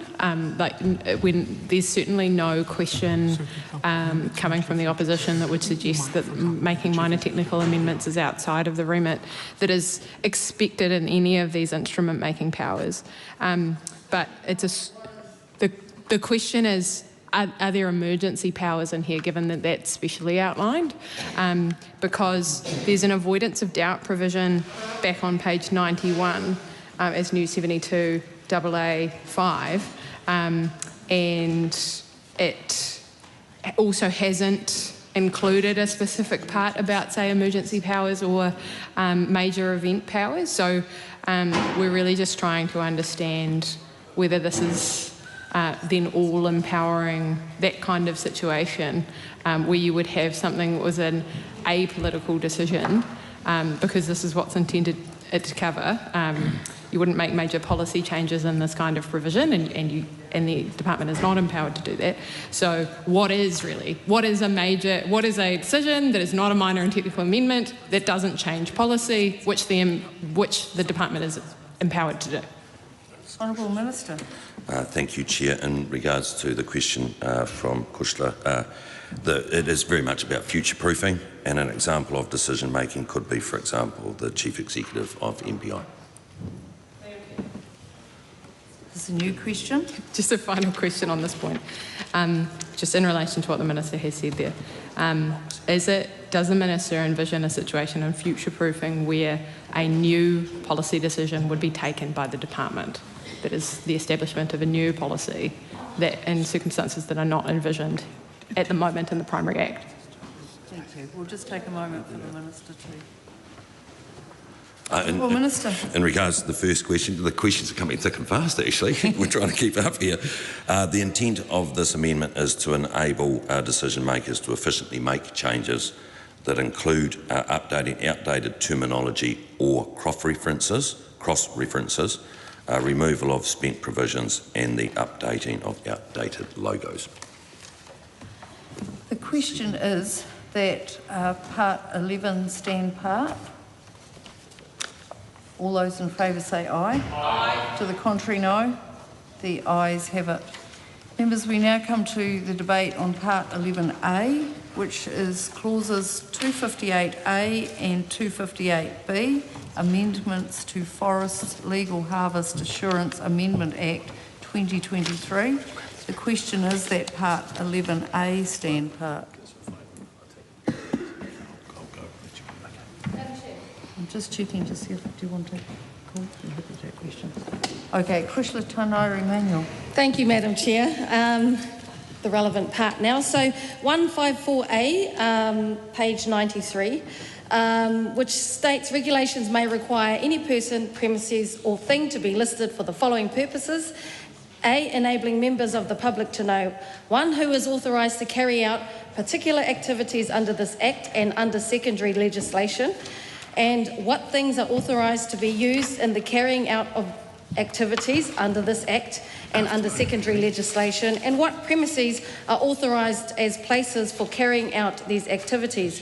I'd just like to ask the Minister, in previous sections he has specified where these notifications must be published, and just seeking clarification of why specificity is not required in this part.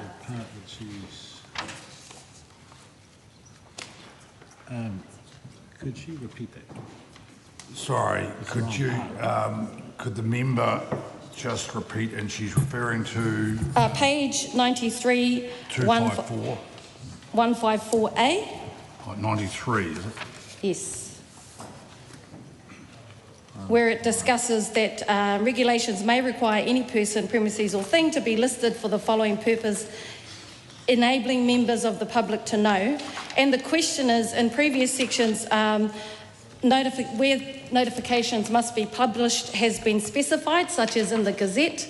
And the question here is, why is this section, why is the Minister not requiring, not specifying that in this part? Mr. Chair, again, this is a cross-cutting amendment to change overly specific consultation methods to become a list of options that appropriate decision makers may choose from, is to make it easier rather than there being only one, and the intention and I believe effect of this will be that it is easier for those that need to know about something gazetted or the information to be aware of it without there being an additional burdensome cost.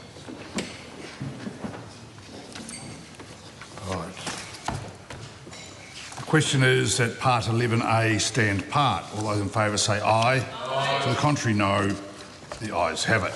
We come now to the debate on Part 12, clauses 259 and 260, repeal of Forests West Coast Accord Act 2000 and Part 8 of Schedule 4. The question is that Part 12 stand part. Steve Abel. Thank you very much, Mr. Chair. So the West Coast Accord passed on the 6th of November 1986, and it was effectively repealed in 2000 with the then change of government to the first Green Labor government, out of interest.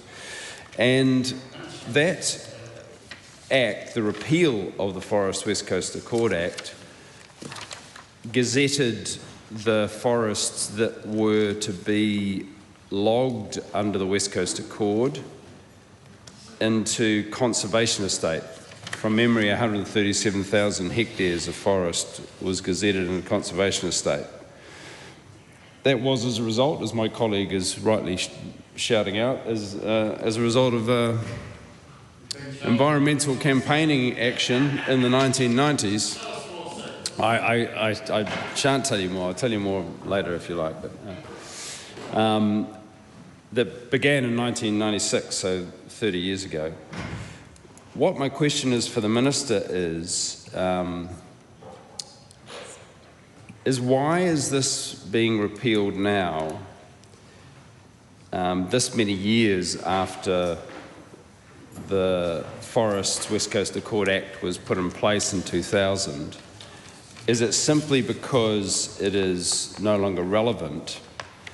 And can you clarify and disabuse anyone in the conservation community of concerns that repeal of this Act might impact the ending of the logging of Crown native forests on the West Coast? Or is that now no longer a relevant question because the West Coast Accord is no longer in force and those forests are all in conservation estate? Mr. Chair, the answer is yes, I can give that assurance. All remaining savings and transitional provisions are spent, and any residual issues can be resolved via legislative act, default settings for repealed acts. So in effect, the member is correct. The Act cancelled the Accord in 2000 in order that the forest and the public ownership could become reclassified as conservation purposes. That's now happened, and therefore the repeal is to get off the statute book because it has no function anymore. Question is that Part 12 stand part. All those in favour say aye. Aye. To the contrary, no. The ayes have it. We come now to the debate on Part 13. Debate on Clause 261, repeal of Hop Industry Restructuring Act 2003. The question is that Part 13 stand part. The Honourable Rachel Brooking. The basic question for some of these ones is if the Minister can tell us why. Why is it being repealed? Well, Mr. Chair, the Act converted the New Zealand Hop Marketing Board into a cooperative company and governed its transitional tax and employment issues. That process was completed in 2004. All remaining savings and transitional provisions are also spent, and as with the last section of the Act, any residual issues can be resolved via the Legislation Act default settings for repealed acts. The question is that Part 13 stand part. All those in favour say aye. Aye. To the contrary, no. The ayes have it. We come now to debate on Part 14, the debate on Clauses 262 to 264, amendments to Kaikoura Titai o Marakura Marine Management Act 2014. The question is that Part 14 stand part. Mr. Chair. The Honourable Rachel Brooking. Just again, if the Minister can explain why this part is there. Mr. Chair, this legislation is out of step with other legislation such as the South Island Customary Fisheries Regulations, which provide for tangata whenua to make appointments of kaitiaki directly. Together with Clause 263, this clause will ensure consistency with other legislation. Mike Davidson. Thank you, Mr. Chair. I'm just looking at this part, and I noticed on Clause 262, the Principal Act, it amends the Kaikoura Te Tai o Maurokura Marine Management Act 2004. And I note on there, Kaikoura doesn't have a macron above the O, which is obviously a misspelling of how Kaikoura is spelt. I'm just wondering why that hasn't been picked up.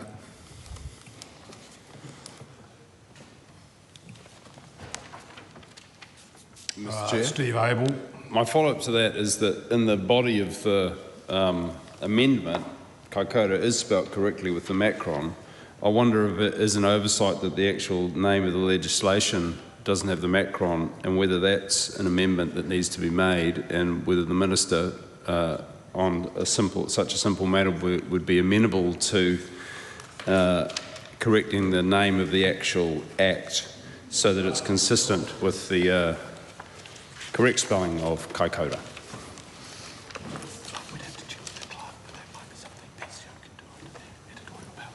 The Honourable Minister. Thank you, Mr. Chair, and thank you for the spotting. That is very good work. We'll check with the clerk, but I think that's something that PCO can do under editorial responsibility. It would not need an amendment of the House. Got it. Thank you. Questions at part 14, stand part. All those in favour say aye. Aye. To the contrary, no. The ayes have it. We come now to debate on part 15, the debate on clauses 265 to 281, amendments to National Animal Identification and Tracing Act 2012. Mr. Chair. And part 9 of Schedule 4. The question is at part 15, stand part, the eager Honourable Joe Luxon. Thank you, Mr. Chair. We've been told we have to be rigorous in our jumping up and taking the call or we'll lose it. So I wanted to ask a question of the Minister with regard to a clause that was in the legislation as it was introduced, and it was clause 269, where it allowed the NATE officer or NATE authorised person to share core data held in the NATE information system for the purposes specified in subsection 1. Now, we had a lot of submitters that were concerned that allowing the wider sharing of their NATE data and including with police could weaken privacy protections. And so farmers do need confidence that their personal business information is protected, and so the committee did agree and remove that amendment. So given submitters' concerns about the privacy and the information being shared or not being shared, what specific safeguards will exist to ensure that NATE data sharing with agencies will contribute to strong farmers' confidence in the protection of their personal and commercial information? Mr. Chair. The Honourable Joe Luxon. Thank you, Mr. Chair. In light of the fact that the committee did decide to remove that specific clause, that proposed amendment, on the wider information sharing, I'd like to know, Minister, what other alternative mechanisms are going to be relied upon to balance the effective enforcement with strong privacy protections in the NATE system? Mr. Chair. The Honourable Mike Butterick. Thank you, Mr. Chair. I'm advised that MPI are still continuing to work on improvements on this, but we didn't want that to hold up this bill. So that's why that's what's happening in the background. Honourable Joe Luxon. Right, on what those improvements might look like, or what they're considering?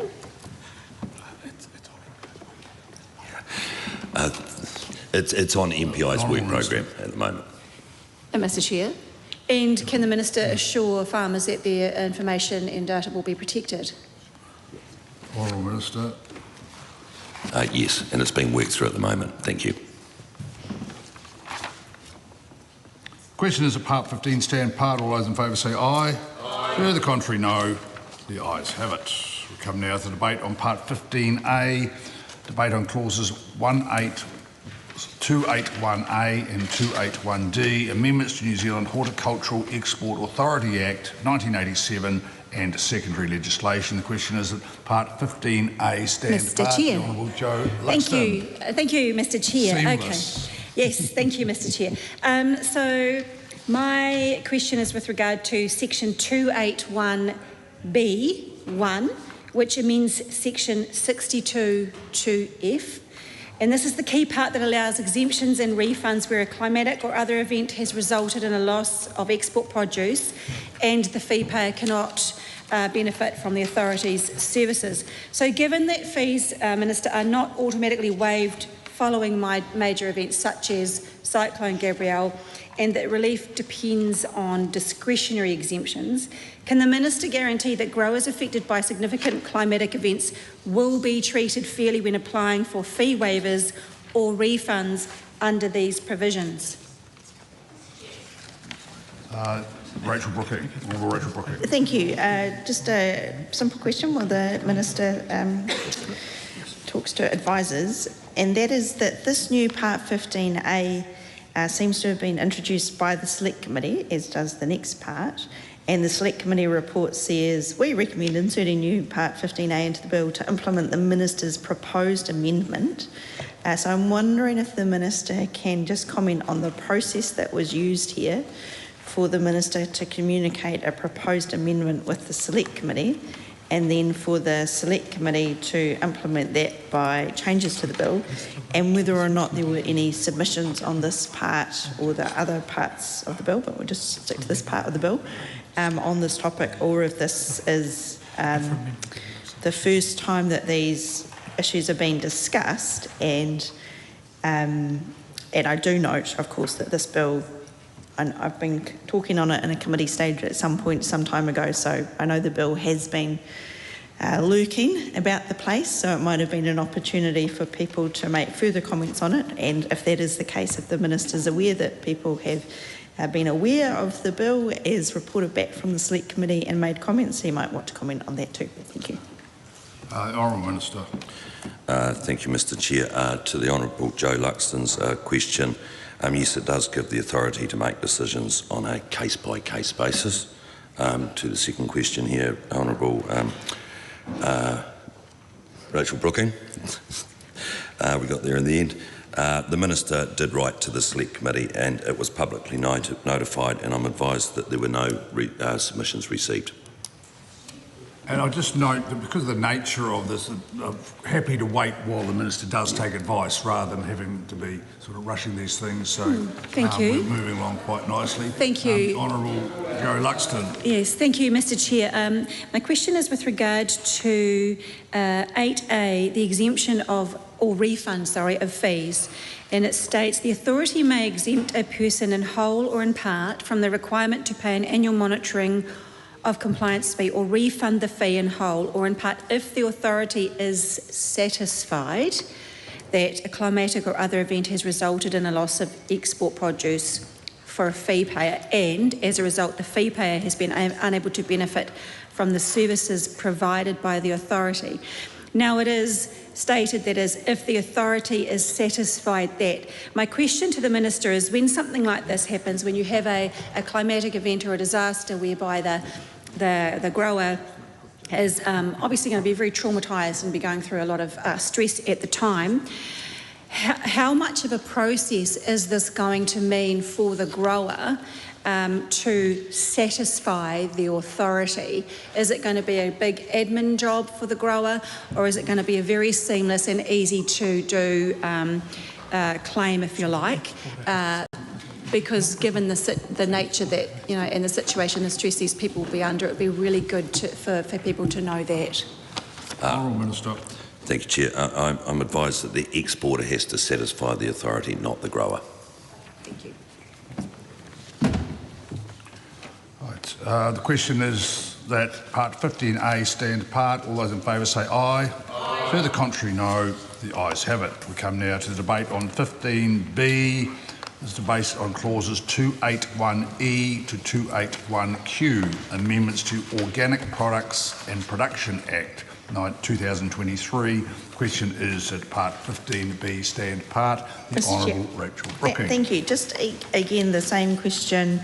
That the Select Committee says that they have been inserted because the Minister wanted to make amendments. So can the Minister confirm that the same process was used and that there was some sort of notification and ability for people who'd be interested in regulations about organic products to make those submissions?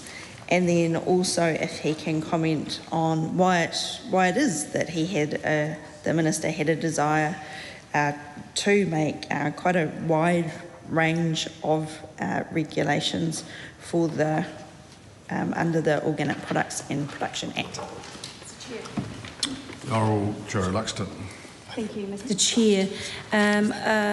The Organic Products and Production Act 2023, Section 132, as amended by Section 281G, inserting subsection 5A, what specific examples can the Minister give of circumstances that would justify using the emergency organic standards power instead of the normal legislative process And how will misuse or overuse of this power be prevented? The Honourable Minister. Thank you, Chair. And the two questions from the Honourable Rachel Brooking. The Minister wrote to the Select Committee and was publicly notified. I'm advised that no submissions were received.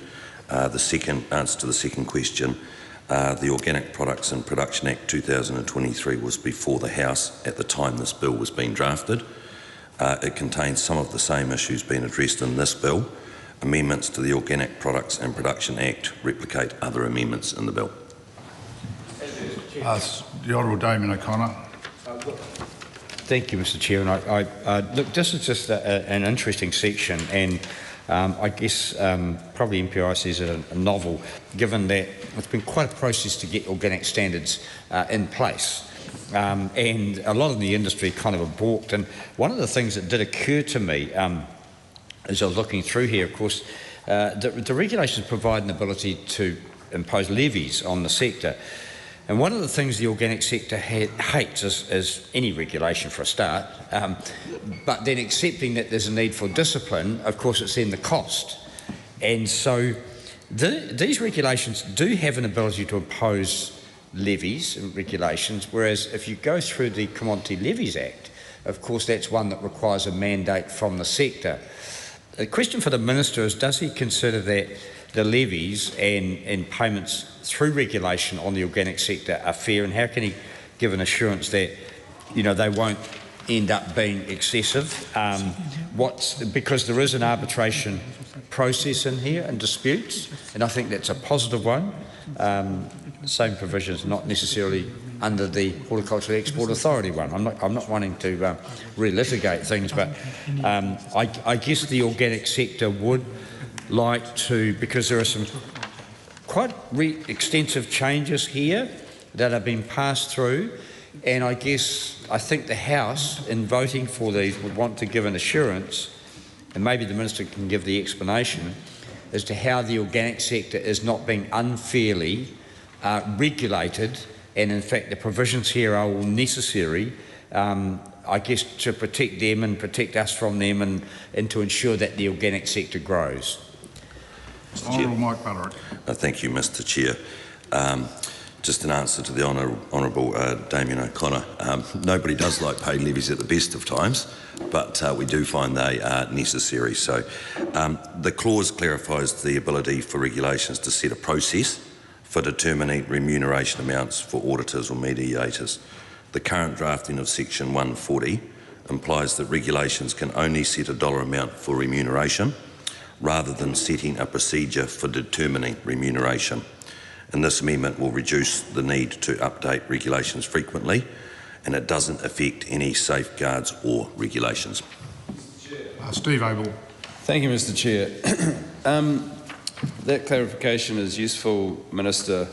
I know that the amendments were notified publicly and submissions were sought, but given the very specificity of this Act, an Act that the organic sector themselves fought hard to have developed, and as my colleague has pointed out, which took a much longer time than they would have liked, what direct consultation was had with the sector over these amendments, and what was the feedback they gave, and are these amendments with the support and the consent of the organic sector, and specifically Organics New Zealand being the overarching body? Thank you. Honourable Minister. Thank you. The consultation was via the Select Committee process.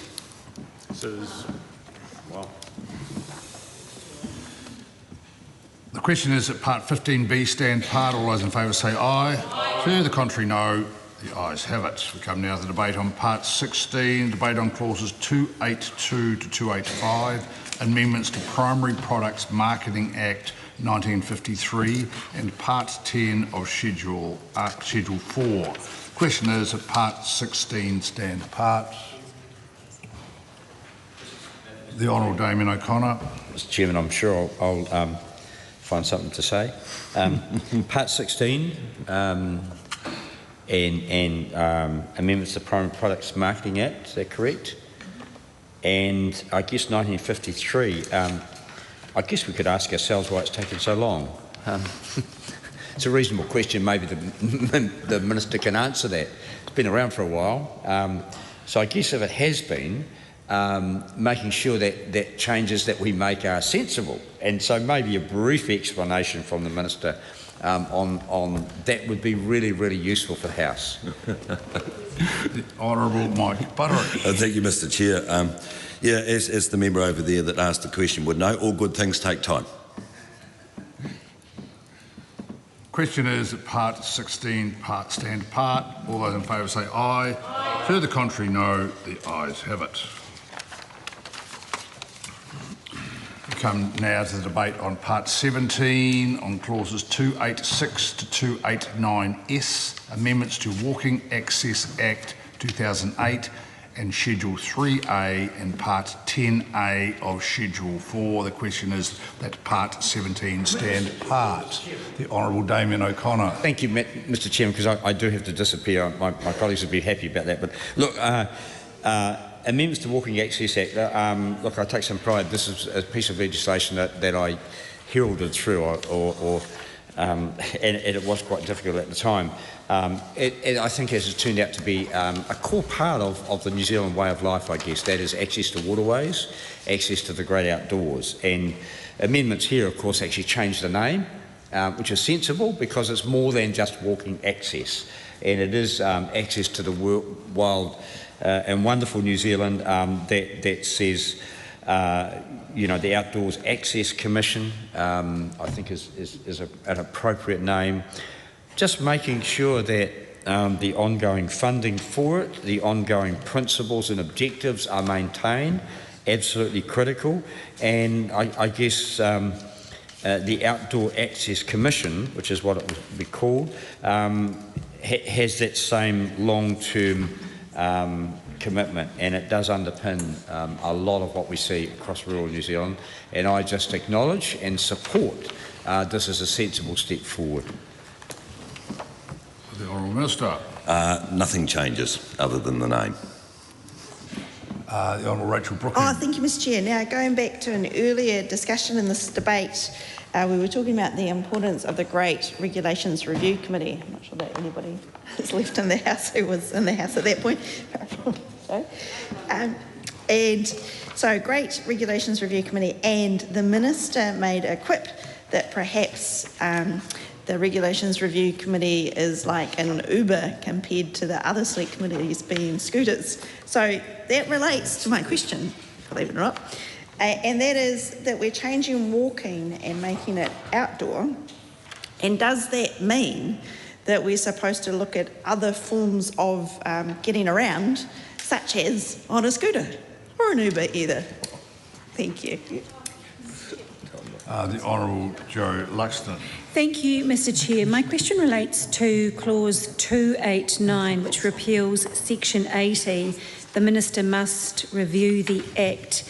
And I'm interested to know why the statutory review requirement is being repealed. I do note that it does say that the Minister has reviewed the Act, but are we to believe that this is a one-off ever review of the Act, or is it going to be something that is going to be on a cyclic level? So then, if that is the case, then why are we repealing section 80? It could only be a one-off. Mike Buttery. Thank you, Chair. This Section 80 requires the Minister to review the Act, and this review has been completed, and I'm advised it was a one-off. Question is that Part 17 stand part. All those in favour say aye. Aye. To the contrary, no. The ayes have it. We come now to the debate on Part 18, which is the debate on clauses 290 to 309, amendments to Wine Act 2003 and Part 11 of Schedule 4. The question is that Part 18 stand part. The Honourable Rachel Brooking. Thank you, Mr Chair. So the Select Committee report says a lot of the amendments here are to do with fixing up relationships between different pieces of primary industries legislation, which makes sense. So My question is about it's at clause 294 big A, and that is to say after section 39 insert exemption from labelling requirements, and this seems to be, I mean, it relates to the changes that we've discussed earlier about food standards and the difference between the domestic food standards and a temporary food standard. But what this allows, or the Minister can confirm my understanding, that this allows a wine exporter to not comply with either a joint food standard, so that's one with Australia, or a domestic food standard, so that's a special New Zealand one, or a temporary food standard, which is also a special New Zealand one, to the extent that the standards labelling requirements conflict with the labelling requirements of the country that imports the wine. So what I'm interested in here is that word extent of the conflict. So could we be in a situation where a country that the wine has been exported to, so the importing country, has, say no labelling requirements, what would happen then? Would that wine not have any of the normal labelling requirements that we see in New Zealand, or is it just more to do with where their standard might be, the importing country standard might be slightly different, and so the exporter wants to still provide the information, but in the slightly different format that is required by the importing country, just to want to ensure that New Zealand wine, if it ends up going somewhere else, will still be appropriately labelled. And I understand that it can be very costly for these winemakers to have lots of different variants of their labels. But if the Minister can just speak to the intent of this new clause, and also if he can specifically refer to the extent, the test of the extent that the standards labelling requirements conflict, where that conflict is imagined to be. Honourable Mike Murray. Thank you, Mr Chair. The Wine Act currently provides that a wine standards management plan does not need to comply with the New Zealand Food Standard to the extent that the standards labelling requirements conflict with the labelling requirements of the country that is importing the wine. However, it's not the wine standards management plan that has to comply with labelling requirements, it's the wine. This amendment will exempt wine that has been exported from having to comply with conflicting labelling requirements. Honourable Rachel Brooking. Reading out the section to me. That's what I'm interested in, the conflict. Can he comment on the conflict that is anticipated by how the wine will be labelled in New Zealand before it is sent off? Because any conflict might be that the importing country might say, we don't need any information at all, and you could say that that was a conflict. You don't need any information, you need some information, but the word extent of the conflict, to me, implies, but it would be useful to have it on the Hansard, that having nothing doesn't mean that you wouldn't still supply the label. You would only make a change to the New Zealand labelling requirements if there was some unnecessary double up of information that would cause that conflict, and that is why we are looking at the extent of the conflict, and that is why the word extent is used. I'm just aware the Minister is still talking to the official, so I may be labouring the point somewhat, Mr Chair. Oh, that's all right. We'll wait for the Minister to take his advice. We don't need to play with the point anymore. to make sure the quality of the answer is at its best. Honourable Joe Luxon, but feel free to wait while the Minister's taking advice. I'm happy to wait, yeah. Okay, no, Honourable Minister. Thank you, Chair. I have been advised that in terms of compliance with country that we're exporting to, their label requirements, that we should meet those, not New Zealand label requirements, otherwise they're actually in conflict. Honourable Joe Luxon. Thank you, Mr. Chair. My question relates to 291 Section 4, the definition of fruit wine or vegetable wine. Why are we broadening the definition of the fruit and vegetable wine? What is the purpose of this, and what regulatory gap is actually being addressed by this? I mean, it just seems unclear, and it'd be interesting to know what the purpose of all of that is. Steve Abel. Yeah, mine's in the same section, and specifically the wording fruit wine or vegetable wine includes products that are made with fermentation of products that include fruit, vegetables, grains, cereals, or any combination or preparation of those foods. So essentially it's any, but does not include grape wine. Essentially it's any wine product made from a plant, isn't it? And I wonder why the definition doesn't include mention of grains and cereals, or whether it couldn't be broader and simply say plant-based wines that are not grape wines, and what consideration the Minister gave to that sort of clarity. Honourable Minister. I've been advised the answer to the Honourable Joe Luxon and Steve Abel's questions are the same, is that the definition of fruit wine is ambiguous, and this amendment will bring the definition of fruit wine in the Wine Act into line with the definition in the Food Standards Code, improving consistency. Honourable Rachel Brookings. Sorry, the Minister was still talking as he was sitting down, which makes it very difficult to work out. Just keep standing while you're talking, Minister, please. He is. Going back to this labelling requirements and his answer, to clarify then, so if the importing country says no labelling is required, then is he saying that any New Zealand requirements would be in conflict with that no labelling is required? So the bottle, as it, whatever it's in, that's a bottle, as it goes out of New Zealand, it will have no label because that is a conflict. That's my question about the conflict and the extent of the conflict, if it means it could result in no labelling. Or it might be that every country in the world does have labelling requirements and they all, through Codex or something. Honourable Minister.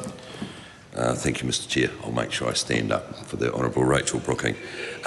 Look, I'm advised that, again, it's exporting from New Zealand to overseas, which I think the question was, that direction of travel, is that it is about, it should meet their standards. No standard. Well, I'm not aware of, I'll take some advice on that, but... The only exemption the Minister will get from standing up is if he had played in the Rumble and Russell. So, So if there's no conflict, you still need to comply with the New Zealand standards. Yeah, so that's did you want to clarify? Yeah. If there is no conflict, you need to comply with New Zealand standards. The question is that Part 18 stand part. All those in favour say aye. Aye. To the contrary, no. The ayes have it. We come now to debate on Part 19, the debate on Clause 310, repeal of Wool Industry Restructuring Act 2003. The question is that Part 19 stand part. Steve Abel. Mr. Chair, thank you very much. I mean, I guess the obvious question for Mark Patterson is, why are you repealing the Wool Industry Restructuring Act? What is the consequence of that, and what was the purpose of the Act, and what are the contents of that Act that need to be retained, and do they exist anywhere else in legislation? Honourable Mike Butterick. Thank you, Mr Chair. I might just start off saying that wool is now the new white gold, and it's at about $7.42 clean, which is great news for all our wool growers up and down the length of the country. Some acts that had short-term effects remain on the statute books, despite having fulfilled their functions and having no live provisions. The Act converted the New Zealand Wool Board into a company to disestablish and distribute the assets and governed its transitional tax, share, disbursement and employment issues. The final distribution was made in 2011. All remaining savings and transitional provisions are spent, and any residual issues can be resolved through the Legislation Act default settings for repealed acts. Mr Chair. Steve Abel. Is there clarity as to what happened to the Wool Board's art collection, or is that a cold case, so to speak? Take advice on that.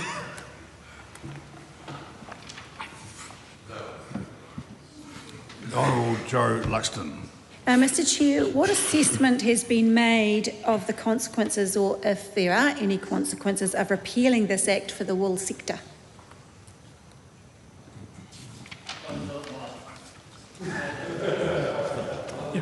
Mr Chair? There are.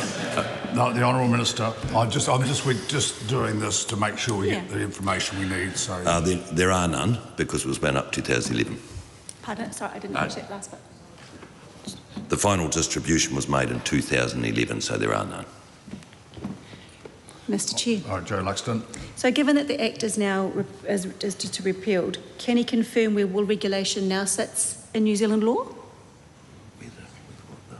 Where wool regulation sits in New Zealand law. If it all don't look at it. Oh, the Minister's free to...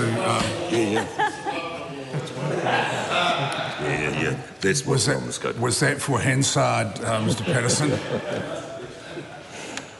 It's outside the scope of the bill. It's outside the scope of the bill currently. The question is, at Part 19 stand part. All those in favour say aye. To the contrary, no. The ayes have it. We come now to Schedule 1. The question is, at Schedule 1 stand part. All those in favour say aye. To the contrary, no. The ayes have it. The question is that we come to Schedule 2. The question is that Minister's amendments to Schedule 2 set out on AP number 580 be agreed to. All those in favour say aye. To the contrary, no. The ayes have it. The question is that Schedule 2 as amended stand part. All those in favour say aye. To the contrary, no. The ayes have it. We come to Schedule 3. The question is that Schedule 3 stand part. All those in favour say aye. To the contrary, no. The ayes have it. We come to Schedule 3A. The question is that Schedule 3A stand part. All those in favour say aye. To the contrary, no. The ayes have it. We come now to Schedule 4, the debate. The question is that the Minister's amendments to Schedule 4 set out on AP number 580 be agreed to. All those in favour say aye. To the contrary, no. The ayes have it. The question is that Schedule 4 as amended stand part. All those in favour say aye. To the contrary, no. The ayes have it. We come now to debate on clauses 1 and 2, title and commencement. Honourable Rachel Brooking. Oh, thank you, Mr Chair.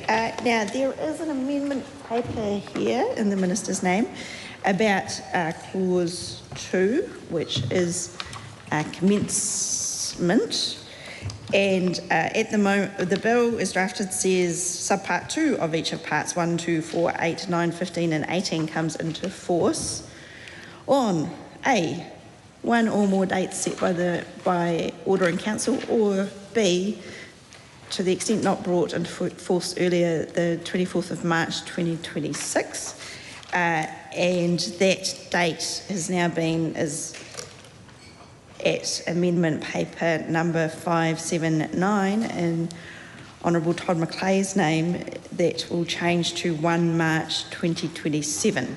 So I was wondering if the Minister would like to comment on that change. Obviously, the 24th of March 2026 has already passed, so I do note that, but if he considers now that 1 March, why it is that we're still heading into a March for this commencement date, and if it should be, what consideration there was that went into that date in the amendment paper.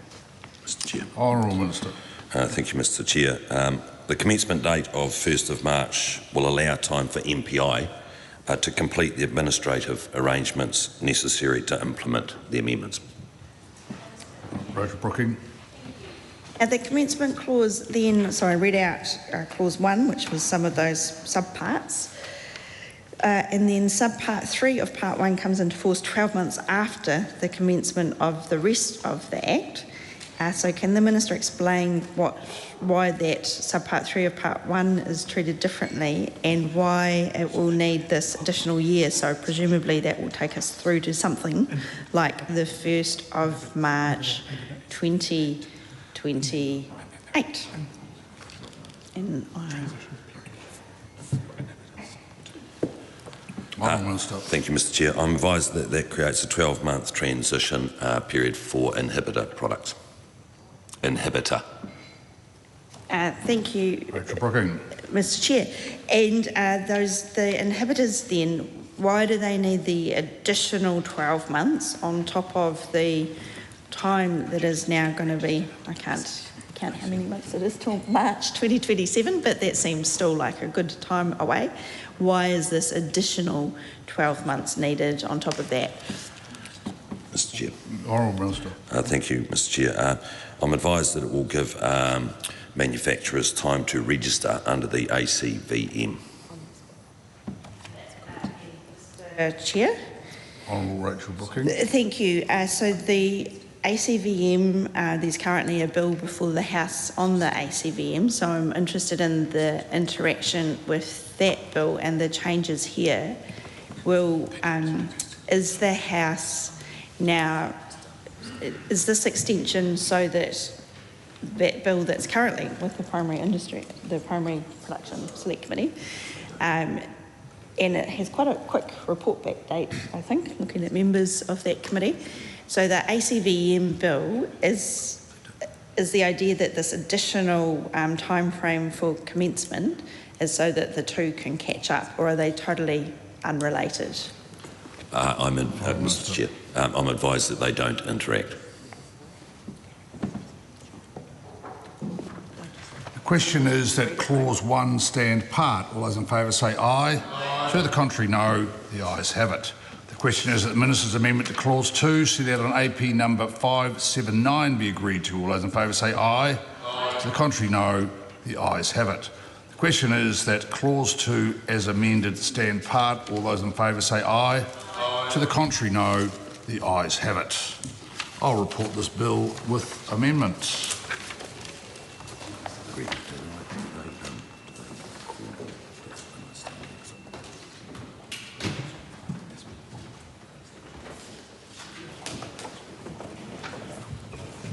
The House is resumed.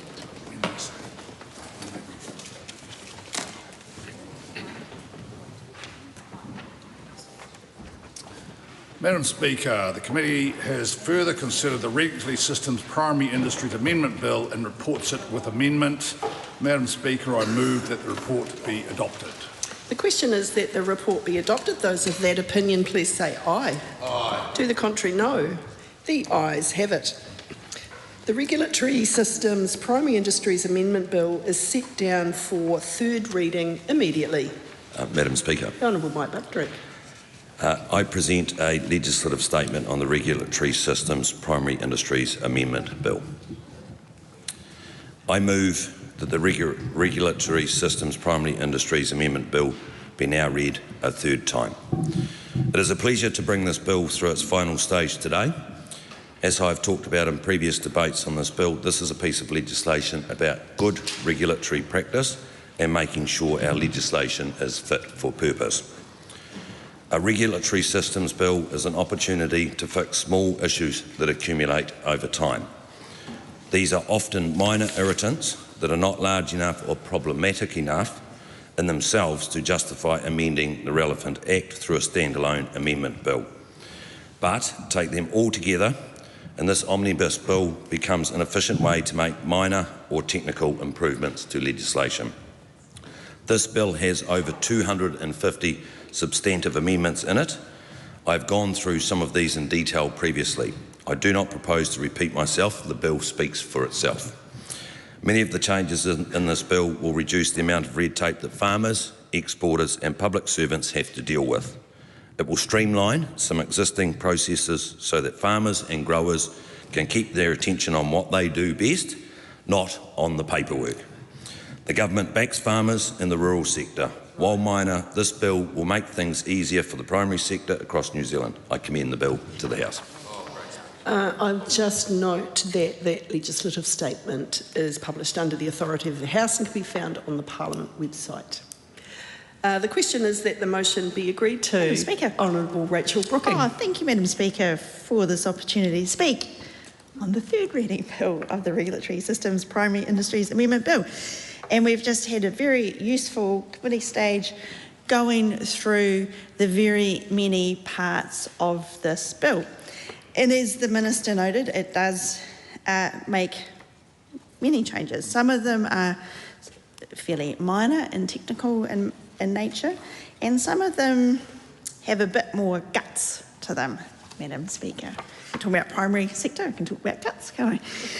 So we spent some time focusing on food standards. So, Madam Speaker, most of New Zealand's food standards are they are all jointly done with Australia. And one of the amendments that this bill does is says where there is no joint standard with Australia, then New Zealand can make one, and that's something that seems very reasonable. There's also another aspect that where there's a need for a temporary food standard, which seems to be, I think we got to the position from the Minister that it is different type of food standard, a temporary standard. When there's some need to suddenly have a standard, then that can be made as well. And there was some discussion in committee stage about how that is made and how robust it is, and the importance, we were all agreed all around the House, of the importance of very high food standards in New Zealand, Madam Speaker. But then there's this other domestic food standard that can be made by when there's already a joint food standard with Australia and New Zealand decides to opt out. So this is quite a substantive policy decision, I would say, Madam Speaker, in terms of, for a long time, New Zealand has benefited from that arrangement with Australia and having those joint food standards, but we have seen, although you can argue about this, but we've seen some quite big decisions, well, one big decision to opt out of that joint food standard with Australia over infant formula. And there is concern, of course, that different groups may lobby government ministers to get them to opt out of the joint standard, and then that could be the reason for why we're now looking at another opportunity for a different type of food standard to come through. So we had good discussion with the Minister, Honourable Tom McClay, who was assuring speakers on this side that in fact there was not an intention to go around opting out of that food standard, the joint food standard, all the time. So some comfort was provided, and it is useful to have that recorded in the Hansard, Madam Speaker. Other aspects, we had an interesting discussion on labelling of wine when it's exported to countries where that importing country has different standards from us. And again, that seems to be quite a substantive change, that where the two labelling requirements are in conflict, then you don't have to match the New Zealand standards and you can go with that importing country. So hopefully that'll be clear how it will be implemented.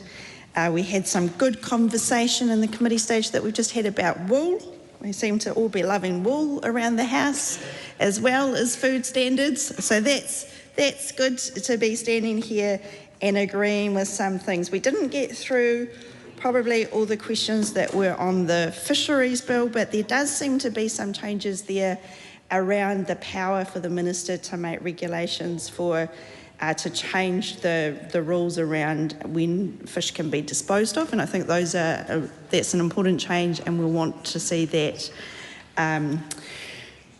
we'll be, of course, watching what regulations come out of that, and very much hope that the legislation that the last Labour government put in place is not diluted too much by those changes, or diluted at all, in fact, that they are just ones that go with the spirit of the Act. And on that note, Madam Speaker, noting the time on the clock, not the red clock, the other clock above it, I will say that we commend the bill to the House. Members, the time has come for me to vacate the chair. The House will resume at 2 p.m.